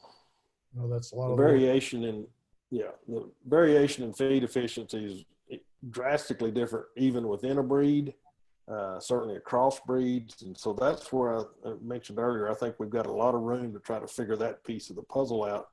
And sometimes we think it's all about the cow, but sometimes it's about the rumen and the bacteria that live in that rumen, and what are we selecting or how are we getting it started that makes it more efficient. So that's a kind of a new pioneer on the new nutrition side, I think. Yeah, really good points. All right, Ron, I think that's it for now. All right.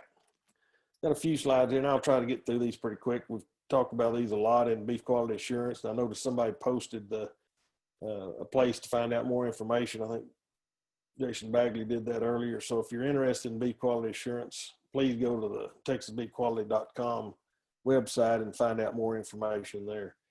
But when we talk about food safety and we talk about these animal health practices, anything we do to an animal at your ranch can impact the safety or quality of the meat marketed from your operation. So with that in mind, you have to be careful about how you administer products, whether you bruise them in the process, where you place brands. All these things affect the quality of that animal and the value of that animal.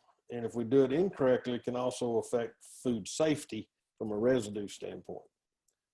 I'm not going to spend a lot of time on this, but managing quality in feeder cattle, that's normally through vaccination programs, nutrition, managing stress, whether we process them, castrating them early, dehorning them early, as I mentioned a while ago, vaccinations, timing those correctly.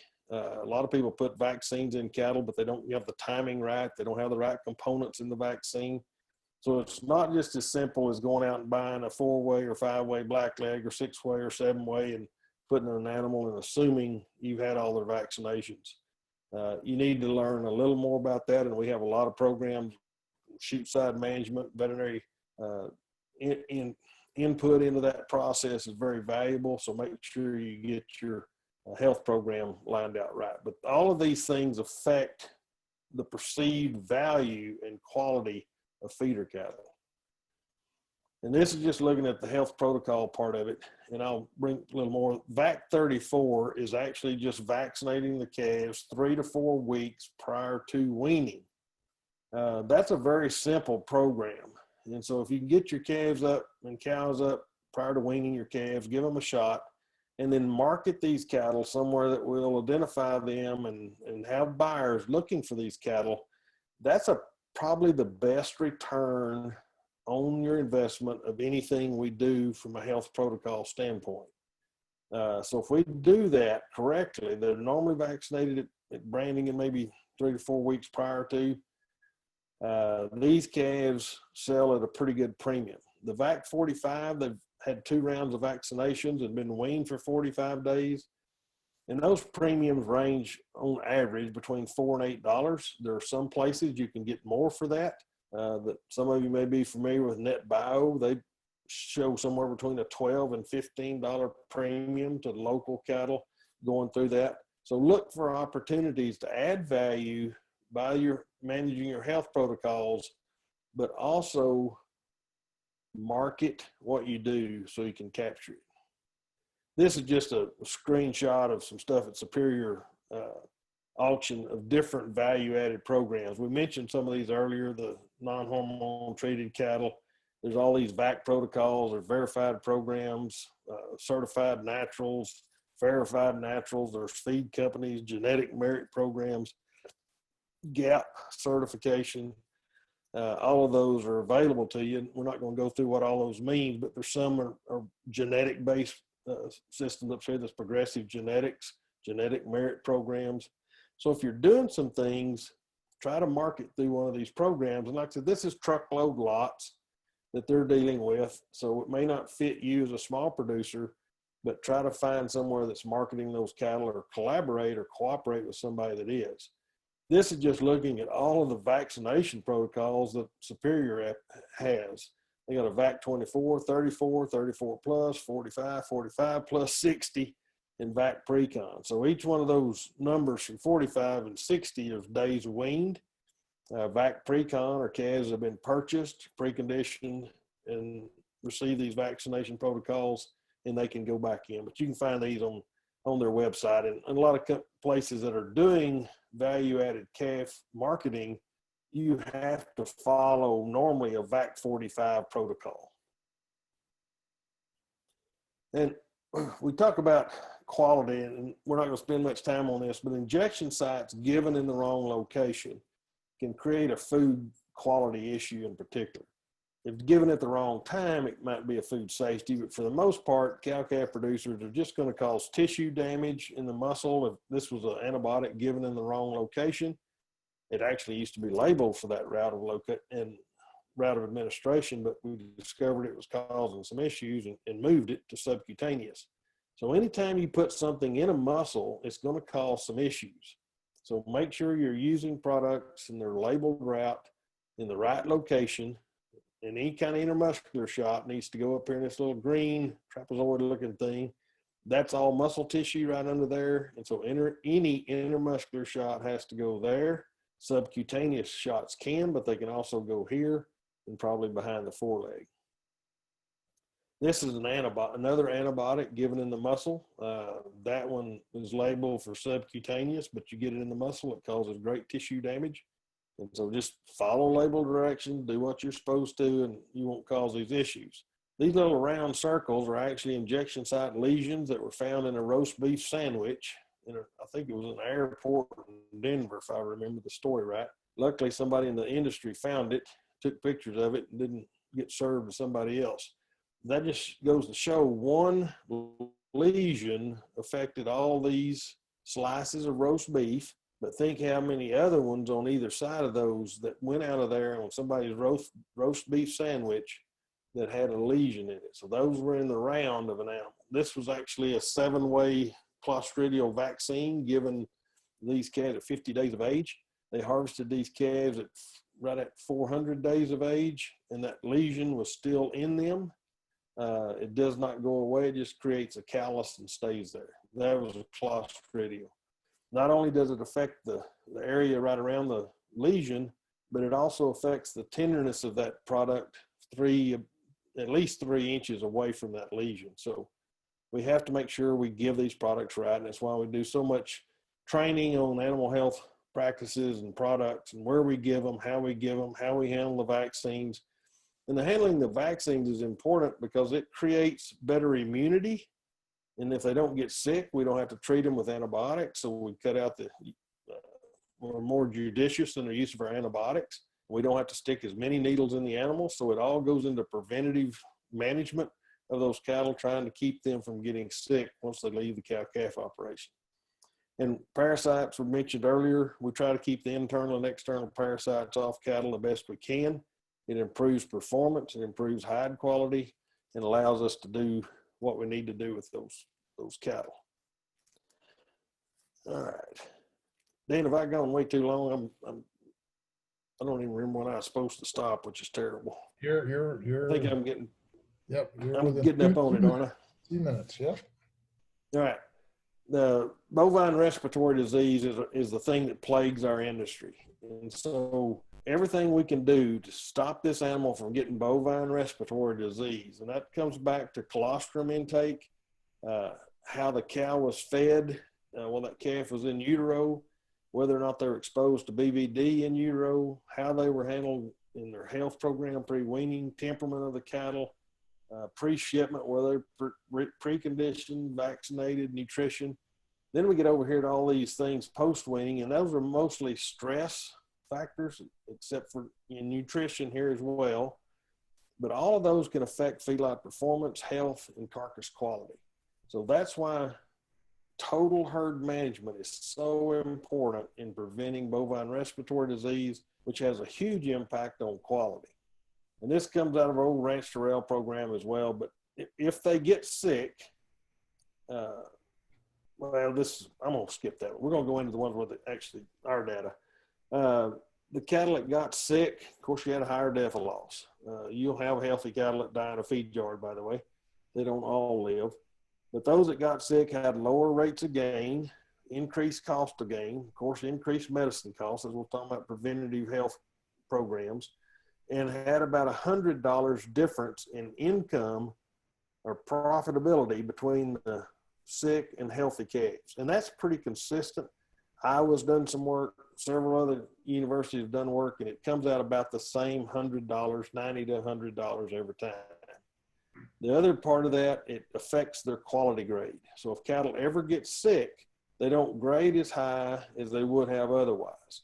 And that was another part of that story on the Holstein bullock we had yesterday. That animal had actually been treated twice in the feed yard. And so that may have affected his ability to grade as well as he came into our program. Once again, all that translates, you put it all together, about a $93 difference. So these cattle, if they're going to get sick, they're worth about $16 a hundredweight less as feeder calves. And so that's why we see the premiums paid for VAC 45 calves. All right, with that, I'm going to wrap up. That's my contact information on the top. Dr. Paschal already talked about beef.tamu.edu, ranchtv.org, Facebook page. And if you're interested in some stockmanship, you can go to ranchtv.org, or I have a website called Effective Stockmanship. So with that, I'll either answer questions or let Dr. Machen get on. Yeah, why don't you answer a question while Dr. Machen shares his screen, and that maybe Joe can jump on this. Somebody's asking about EPDs for health, basically the same VVD susceptibility, but anything related to that they look at and have EPDs on, either Ron or Joe? I don't know that they're looking at pathogen specific things in the genome. They are looking at genetic issues related to immunity, and they're trying to identify some of those things that will help identify cattle that are more likely to stay healthy because of their immune systems. Dr. Paschal, do you have something different to add there? Yeah, he's just saying at least the chat. Okay. Go ahead, Joe. Good, Joe, if you're there. But in the chat, it says EPDs for health are not there yet. Ron's correct. Yeah. All right. Hey, Ron, we're working thank on you that. very much. Yes, yeah. sir. No, I just say thank you very much. Appreciate it. And you stick around, maybe some more questions as we go through later on. And next, we're going to have Rick Machen. And Rick is with the King Ranch Institute for Ranch Management. He's the Paul Janot Endowed Chair for Ranch Management there. He worked for Texas A&M AgriLife Extension for many, many years. And so as you take a look at that, we kind of consider him still one of us. He's still an extension specialist in our world. We just appreciate him sharing his time with us tonight. So Rick, I'll turn it over to you. Well, great. Thank you, Dan. It's a pleasure to be reunited. Somebody mentioned as we were discussing, just chatting amongst ourselves before the program started at 6:30, that the Fab Five is on this and reunited again tonight. And so when you think about probably 150 years of extension experience between the five of us, it's really indeed a pleasure and in fact an honor to be invited to participate on the program tonight. I guess I'm kind of batting cleanup, and the topic that was given to me is, so what's really important to ranchers? And if we were face to face in a typical 706, I would ask for a show of hands. How many of you know more now by a factor of several fold about carcass quality, carcass merit, where the cuts come from, than you did 3-4 short days ago? And that's where I think Beef 706 is one of the best programs that we've ever put together, educational opportunities that we've ever put together for ranchers. I know the first time that I went through it and I saw that table that Dan and Davey prepare, where they've got all the closely trimmed retail cuts on the top of the table, and then they have those 3 bins underneath that's bone and fat and lean trim. That was a real eye opener to me. And so I appreciate Dan and Davey's leadership. I appreciate the Texas Beef Council and their long-term sponsorship of these activities. And again, it's a pleasure to be batting cleanup here tonight. So the question, what is really important to ranchers? You know, I guess the thing is, I think through the number of times that I've been through Beef 706, and I'm trying to sit in the seat where the participants are tonight, you know, you've had a ton of information thrown at you, a lot of good information, and you're probably dealing with information overload now. And so the question that always comes to me at the end of one of these programs is, so with all this information, where should I focus? So I've learned a ton about carcasses. I've learned a ton about the fabrication process. I've got to see the inside of a packing facility. I've got to visit virtually, got to visit a feed yard and see a little bit about what goes on there. So where am I in the industry and where should I focus? And so I'm going to make the assumption then that most of the participants here are cow-calf producers. You own cows, you're in the business of producing weaned calves. And so I want to focus you then, as we come to draw this down to a conclusion tonight, I want to focus you on the cow-calf segment of the industry, the originating segment of the industry, if you will, because if we didn't have cow-calf, we wouldn't have stocker. If cow-calf enterprises weren't sustainable, we couldn't have a finishing segment of the industry, whether that's forage finished or whether that's finished in a feed yard on a high concentrate total balance ration. So it all starts at the cow-calf level. We've got to be efficient. We've got to be sustainable. And Dr. Paschal did a great job of talking about many of the genetic considerations. And I'll revisit that just briefly in a minute. And then Dr. Gill talked about the management side of those calves, what constitutes value and what constitutes quality, and what part can we play as the producers of those calves in adding value. So we're going to focus on the cow-calf sector and drill down to maybe if there's only one thing that you could focus on. I've got one identified that I think and contend has the greatest leverage as we think about the system as a whole. The other thing I would say, this is a picture I took last summer when I was at a ranch in South Florida. And I would just say, you know, we talk a lot about what's the best kind, what's the best color. And I think that the answer that has been talked about already is it depends on where you are, what your objectives are, what your production conditions are. But my contention is you could color that heifer. You can make her black, you can make her red, you can make her paint, you can make her white or smoky with a black nose, and that is the right kind for many segments of the industry today. So here's what we call here at the Institute a causal loop diagram, as we spend a lot of time with our students talking about systems or big picture thinking.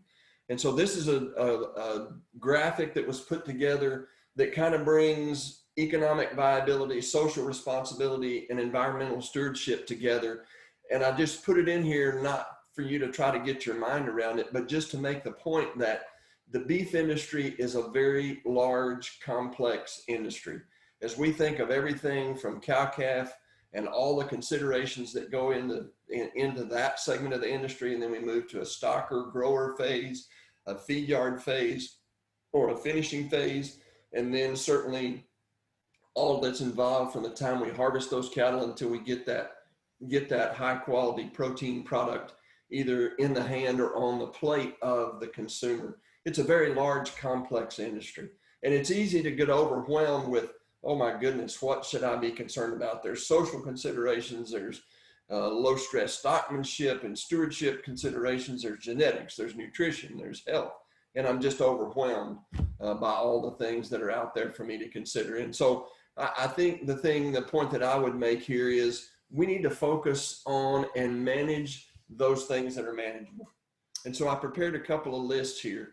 And the list on the left in red is stuff that we worry a lot about and we talk a lot about. Certainly at the top of that list today, COVID-19, my goodness, who's not aware of the ramifications on society as a whole, not to mention the health and well-being ramifications of COVID-19. We worry about the weather. As we were talking, getting warmed up for the presentation, Dr. Paschal said, yeah, it'd be nice if we could get another rain in South Texas. We all worry about the weather. What about land values, equipment costs, feed costs, markets, imported beef? There's a lot of discussion about packer leverage and the leverage that they have in the industry that has led to maybe uncharacteristically wide margins that the packer has enjoyed. And then as we look forward to November, certainly there's all those political considerations and conversations that we all talk about. And so those are things that I would say, as you think about those, that red list as a whole, maybe not that manageable for us as individuals. In contrast to the list on the right that's in green, those are the things that I think are manageable and worthy of our consideration and our time and our focus. It all starts for us as cattle producers, as animal protein producers. It all starts at the soil level with soil health and then the forage resource. And we know that those cows are great upcyclers of that forage resource from something plant tissue that we as humans can't use to a high quality, nutrient dense animal protein, as well as all the other associated co-products that we get from beef cattle. We're responsible for rainfall capture. We can't control the weather. We don't control how much rainfall we get, but we do as stewards of the resource, as stewards of the land and the soil, we control how much rainfall we keep. Dr. Gill mentioned enterprise suitability, not to mention cow adaptability. There's parts of the country where we're running cows that maybe cows are not the greatest fit.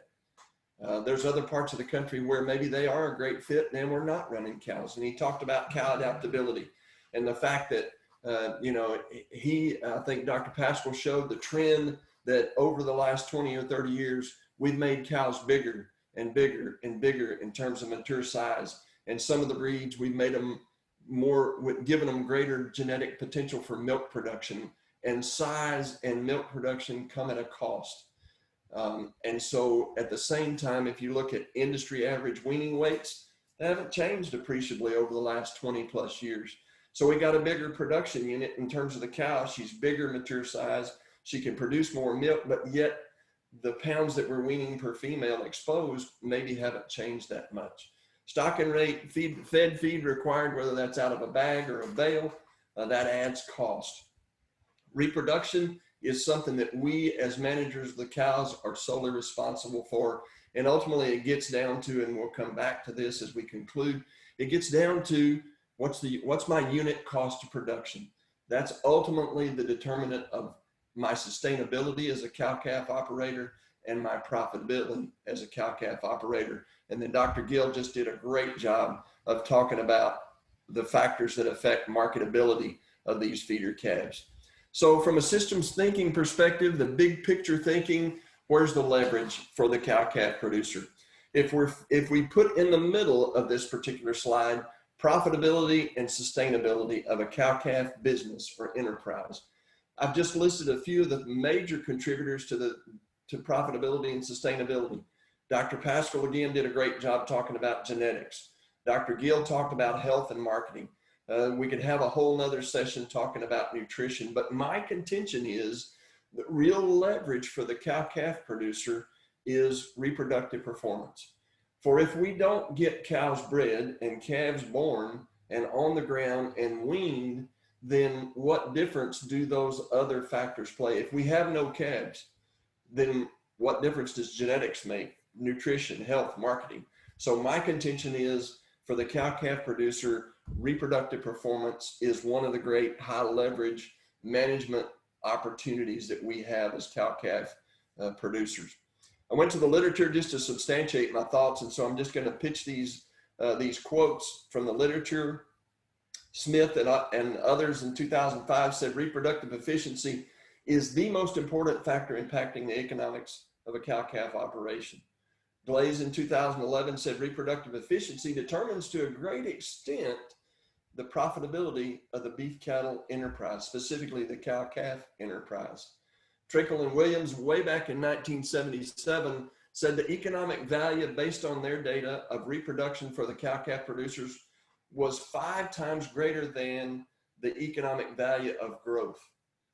And then Schiefelbein from published results of a Gelby Marketing Alliance analysis where they analyzed about 110,000 records in their Marketing Alliance program, and they came up with relative economic weight for reproduction, growth, and product or carcass traits, which you heard a lot about the previous 2 nights. And they came up with the numbers of 4, 2, and 1, meaning that reproduction is twice as important in terms of economic weight as the growth traits, and 4 times as important as the carcass traits. So there's a ton of data in the literature that would support the idea that reproductive performance is absolutely a key leverage point. Good friend of mine, you may read his monthly column in Beef Magazine, Bert Teichert.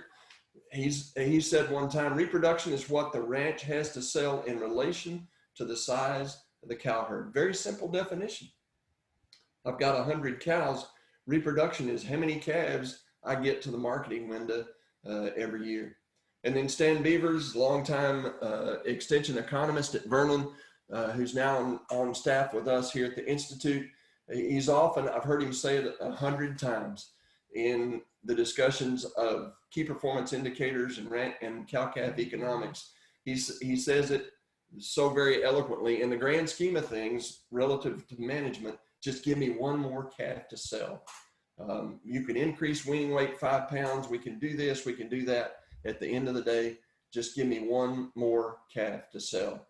So how do we describe reproduction? There's a long list of factors here. About the top 7 or so I shaded because those involve pretty intricate record keeping and analysis to describe reproduction and define that as age at puberty, days between first breeding and conception, services per conception, 60 to 90 day non-return rate. Those are terms and measures, metrics that the researchers use that maybe aren't readily available to us as commercial cow-calf producers. But the bottom of that list in the darker font is metrics that every one of us can calculate with the data that we have, maybe in our shirt pocket, or we've got it written on a little book or a tablet in the console of the pickup. And that's things, you can track things like conception rates, pregnancy rates, calving rates, weaning rates, number of calves marketed divided by number of cows exposed for breeding is the ultimate, in my opinion, the most accurate measure of reproductive performance.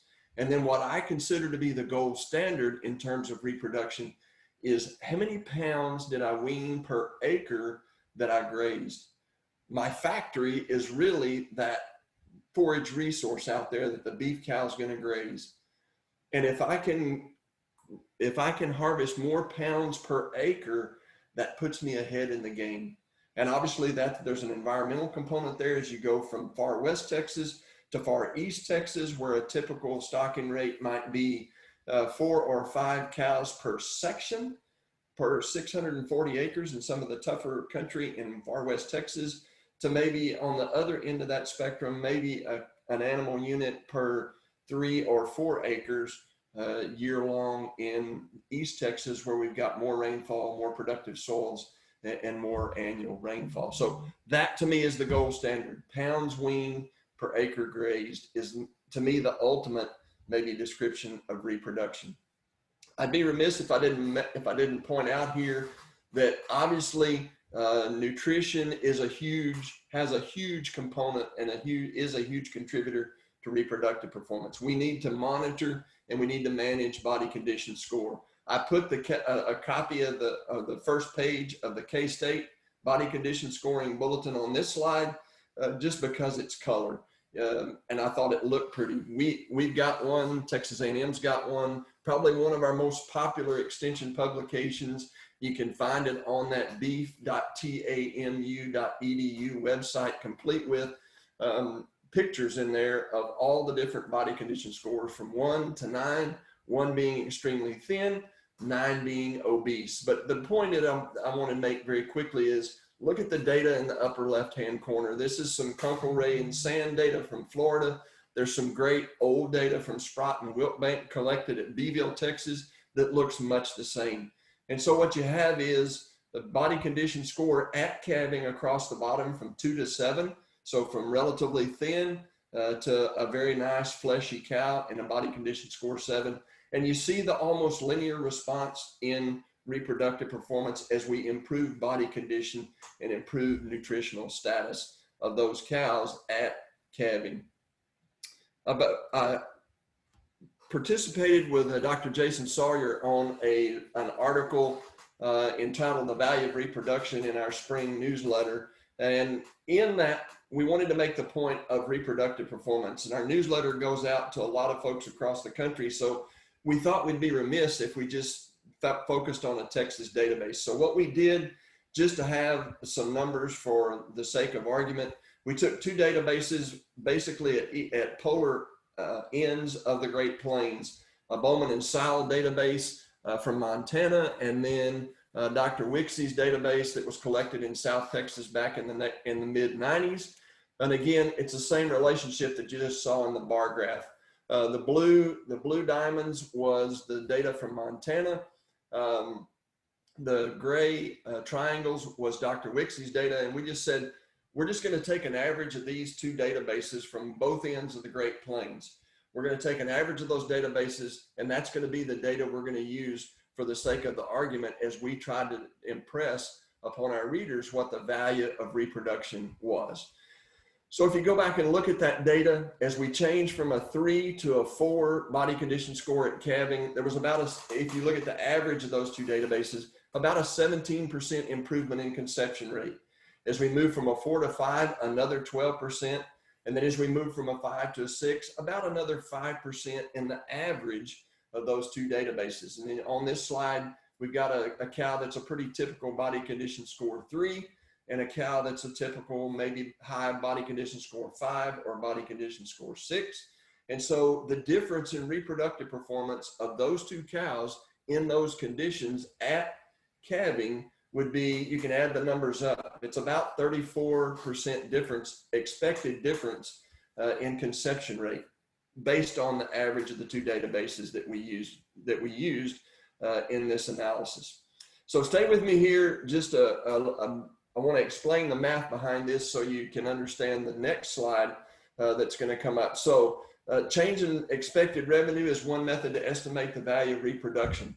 So we make the point, if we assume a herd of 100 cows, if we increase the pregnancy rate or conception rate 1 percentage unit, that typically doesn't mean we get 1 more calf out of those 100 cows, because there are those losses between when a cow is palpated or blood tested and confirmed to be pregnant and when we wean a calf. Typically, industry average, that's somewhere between 6 and 8% loss from preg check to weaning. The good managers do a lot better than that. Some other managers with challenges maybe experience more loss than that, but we're going to use a 7% loss between pregnancy check and weaning for the sake of this argument. So for every cow, every bred cow in this 100 cow herd, we would then expect to wean 0.93 calves, accounting for that 7% that we assume, that 7% loss. We would expect to wean about 0.93 calves for every bred cow. So then a 1% increase in preg rate, if we got 1 more cow of our 100 cows pregnant, equals an additional 0.93% calves weaned. And if we just assume each calf is worth $700, maybe that's too little for some of you, maybe that's more than what you would expect to get for a weaned calf. It's not that far off of what the current market is on a typical 500-pound steer, but we're just going to assume each calf's worth $700. Then a 1% increase in preg rate is worth $6.51 per cow exposed. That's the 700 times the 0.93. For every cow every 1% increase in preg rate, we add $6.51 of revenue per cow exposed. So if you then consider these condition score changes and look, then that 17% improvement as we improve that cow condition from a 3 to a 4, multiply that 17 times 6.51 or $6.51, we expect about a $111 increase in revenue per cow. As we move from a 4 to a 5, a $78 increase in revenue associated with that 12% improvement in conception rate. As we move from a 5 to a 6, that 5% increase in conception rate equates to another $32. And those in reality are additive. So as we move from a 3 to a 6, we would expect, based on the assumptions that we've used, we would expect moving from a 3 to a 6 condition score at calving might translate into almost $200 a head increase in revenue because of the improvement in reproductive performance. So it's important that we look at the relationship then between reproduction and break-even value at weaning, and we're assuming a 500-pound average weight here. And so what we have down the left side of this particular table is percent weaned, and that's calculated as number of calves weaned divided by number of cows exposed to a bull, okay? And so what we have then is the calf break-even price in dollars per hundredweight, or the market price required to cover production cost. And I just picked some arbitrary percent weaned, calf crops weaned. 94, I'll come back to in the slide, next to the last slide as I conclude. 89, I just went down in increments basically of 5. 84 in green is about the industry average across small and large operations, somewhere in the mid 84, 85% calf crop weaned as a function of cows exposed is the industry average. And it hadn't changed appreciably, much like weaning weight, it hadn't changed in the last 15, 18 years. And so then I just picked 3 different annual production cow cost production numbers: $650, $750, $850. And every operation's annual cow cost is going to be different. I would tell you, if you look at cattle facts numbers and you include depreciation and labor for ownership, they're going to be right there in that $750 to $850 range. So these numbers are not out of line with some of the industry averages. And so what you see is, as we improve reproductive performance and we minimize expenses per cow, then our break even is lower. So at a 94% calf crop weaned at a $650 annual cow cost, our break even for a 500-pound calf is about $1.38. Go to the other extreme. If we're only weaning an 80% calf crop and we're spending $850 per cow, look at the difference between $1.38 and $2.13. It's big, it's huge. And so it's our responsibility to manage that cost. And we also are responsible for managing that reproductive performance. Let me put this in perspective then with the next slide. So what I did is I went and looked at Oklahoma City medium and large 1 and 2 500-pound steer prices for Monday's Oklahoma City market. You now know, based on Dr. Gill's discussion, what that M&L 1 and 2 means. Medium and large 1 and 2 500-pound steers, Oklahoma City, Monday of this week, they were worth $1.53. The shaded cells represent break-even prices or values higher than what the market was for 500-pound steers in Oklahoma City the first of this week. That begins to get my attention. It says if I've got a $750 annual cow cost, I probably can't wean enough calves in order to make those calves break even, in order to make my cow-calf enterprise break even. That's a real eye-opener to me, and it is justification then for one of the points that I'm going to conclude with about knowing my unit cost of production. So then, what is a good market price? And we visited about this, as Dr. Gill said, in the feeder calf segment that I did with Greg Godot from Navasota Livestock during the beef cattle short course a week or so ago. And we all talk about that. What's a good market price? What'd your steers bring? What'd your heifers bring? My contention is we cannot determine the merit of a price received for calves unless we know what the unit cost of production was. If we don't know how much it costs us to produce them, we don't know then what a really good price is. Is that based on that previous slide?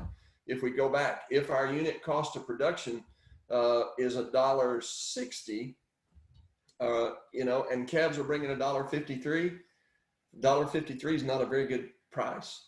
But if our unit cost of production is $1.38, break even unit cost of production is $1.38, and they're bringing $1.53, then I'm in the green. And so that's the reason unit cost of production is so very critical. Unit cost of production is influenced by, here comes my number one leverage point again, reproductive efficiency. You saw that relationship in that table where the greater our reproductive efficiency, the lower our unit cost of production. Annual cow cost comes in there. That includes both your fixed and your variable cost. Weaning weight comes into play. If I change that weaning weight from 500 to 600, it lowers my unit cost of production.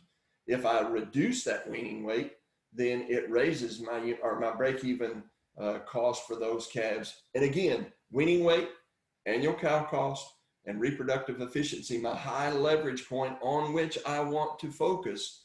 Those are all on that green list of things that are manageable for me as a cow-calf producer in a cow-calf business.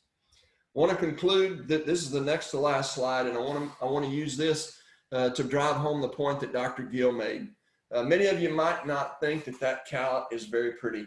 You know, she's got some ugly horns that have been tipped. She's relatively small, mature size. She's not very heavily muscled. She's cow-hocked. You can tell she's kind of ended her hocks on her hind legs. She's kind of fine-boned, but look at the baby that she's got standing there in front of her. So this gets back to that point of, are my cows efficient in the environment in which they want to produce? I want them to produce. And so here's some numbers, and this is where the 94% calf crop wean came from in that table. This is the best set of cattle that I've ever been personally associated with in terms of the management. And we maintain a 5-year rolling average for this little set of cows.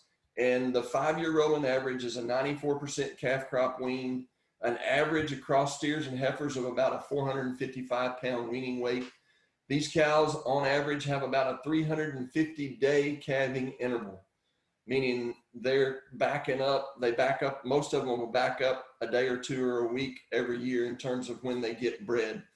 About a $280 variable cow cost. That doesn't include depreciation or return to ownership. Okay, it's $280 cow cost. They sold a load of calves last week.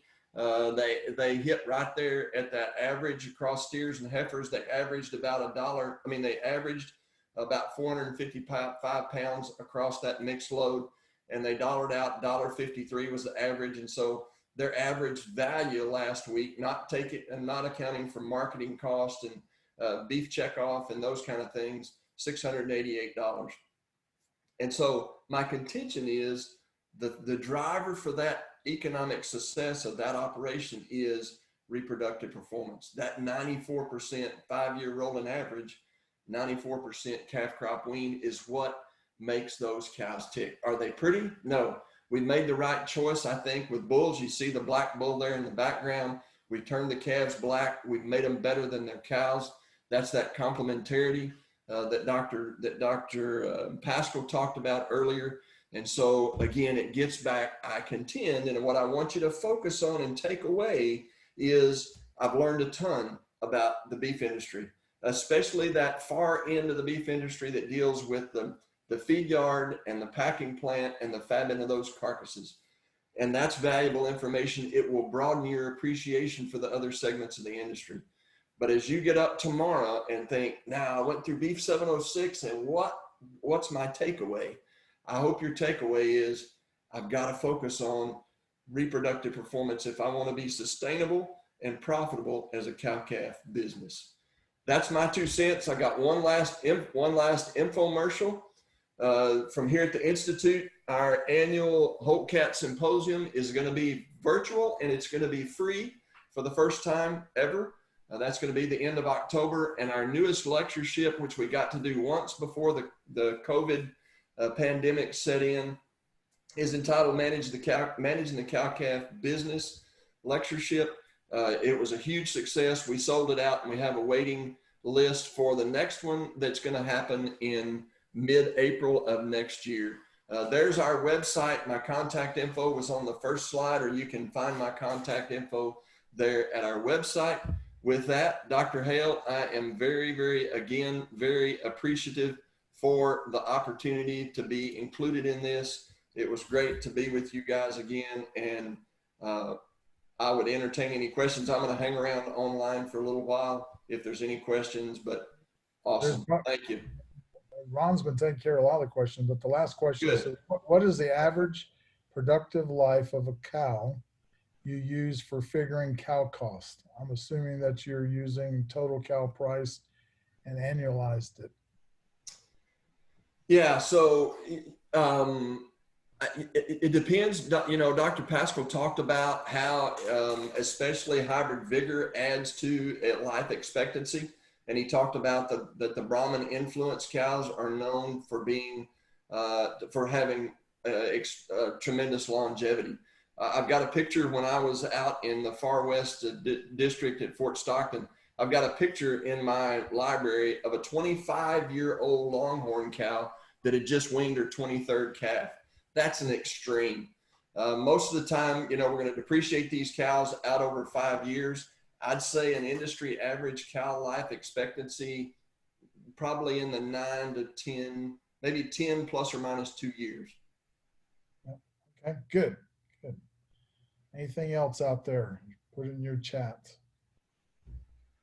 While you're doing that, I would say, just let you know that you will be getting another email tonight from me, thanks to my administrative assistant, Rebecca. She has done a great job trying to keep you guys informed. I appreciate her and all her work. In that there will be another night program evaluation with a Qualtrics attached to it. And again, please fill those out. That's going to help us as we go forward in planning these in the future. And we want to know what you think about it, how we can make it better. It also helps us just justify both to the Texas Beef Council as well as the people of Texas that we are serving all Texans. That's our goal. And so please fill those out. It's very important to us. And in about sometime early next week, you'll receive a email with a link to the recordings for these 3 programs that we've had these nights. They'll be available to you to access for a period of 2 weeks. And then after that, they'll be moved to our Aggie Learn Center. And I actually put one BQA course that's in that AgriLife Learn Center that we have. And so, and if you don't find it, you can just type in AgriLife e-learning or digital courses, but make sure you put AgriLife in there because you might just get Texas A&M's courses. But it's called AgLearn, our new system, and we'd love for you to go there eventually and look at this course. But we'll give you access to because we'll put them in an unpublished site on YouTube for just the people that have registered for this Beef 706. All right, a few questions. Let's see. I guess Joe is answering some of those questions. So I think we're in good shape tonight. Thank you all. And you all, again, thank you very much, Rick and Ron and Joe. It's really the 3 amigos there. Way to go. And I appreciate you all more than you can know, just for all the years that you have served Texans and teaching them about beef cattle production. So you all have a good night, and thank you. Thank you, Dr. Hale. Good night. You're welcome. Thanks again. Good night, everybody. Outstanding job, guys. Thank you. Thanks, Steve.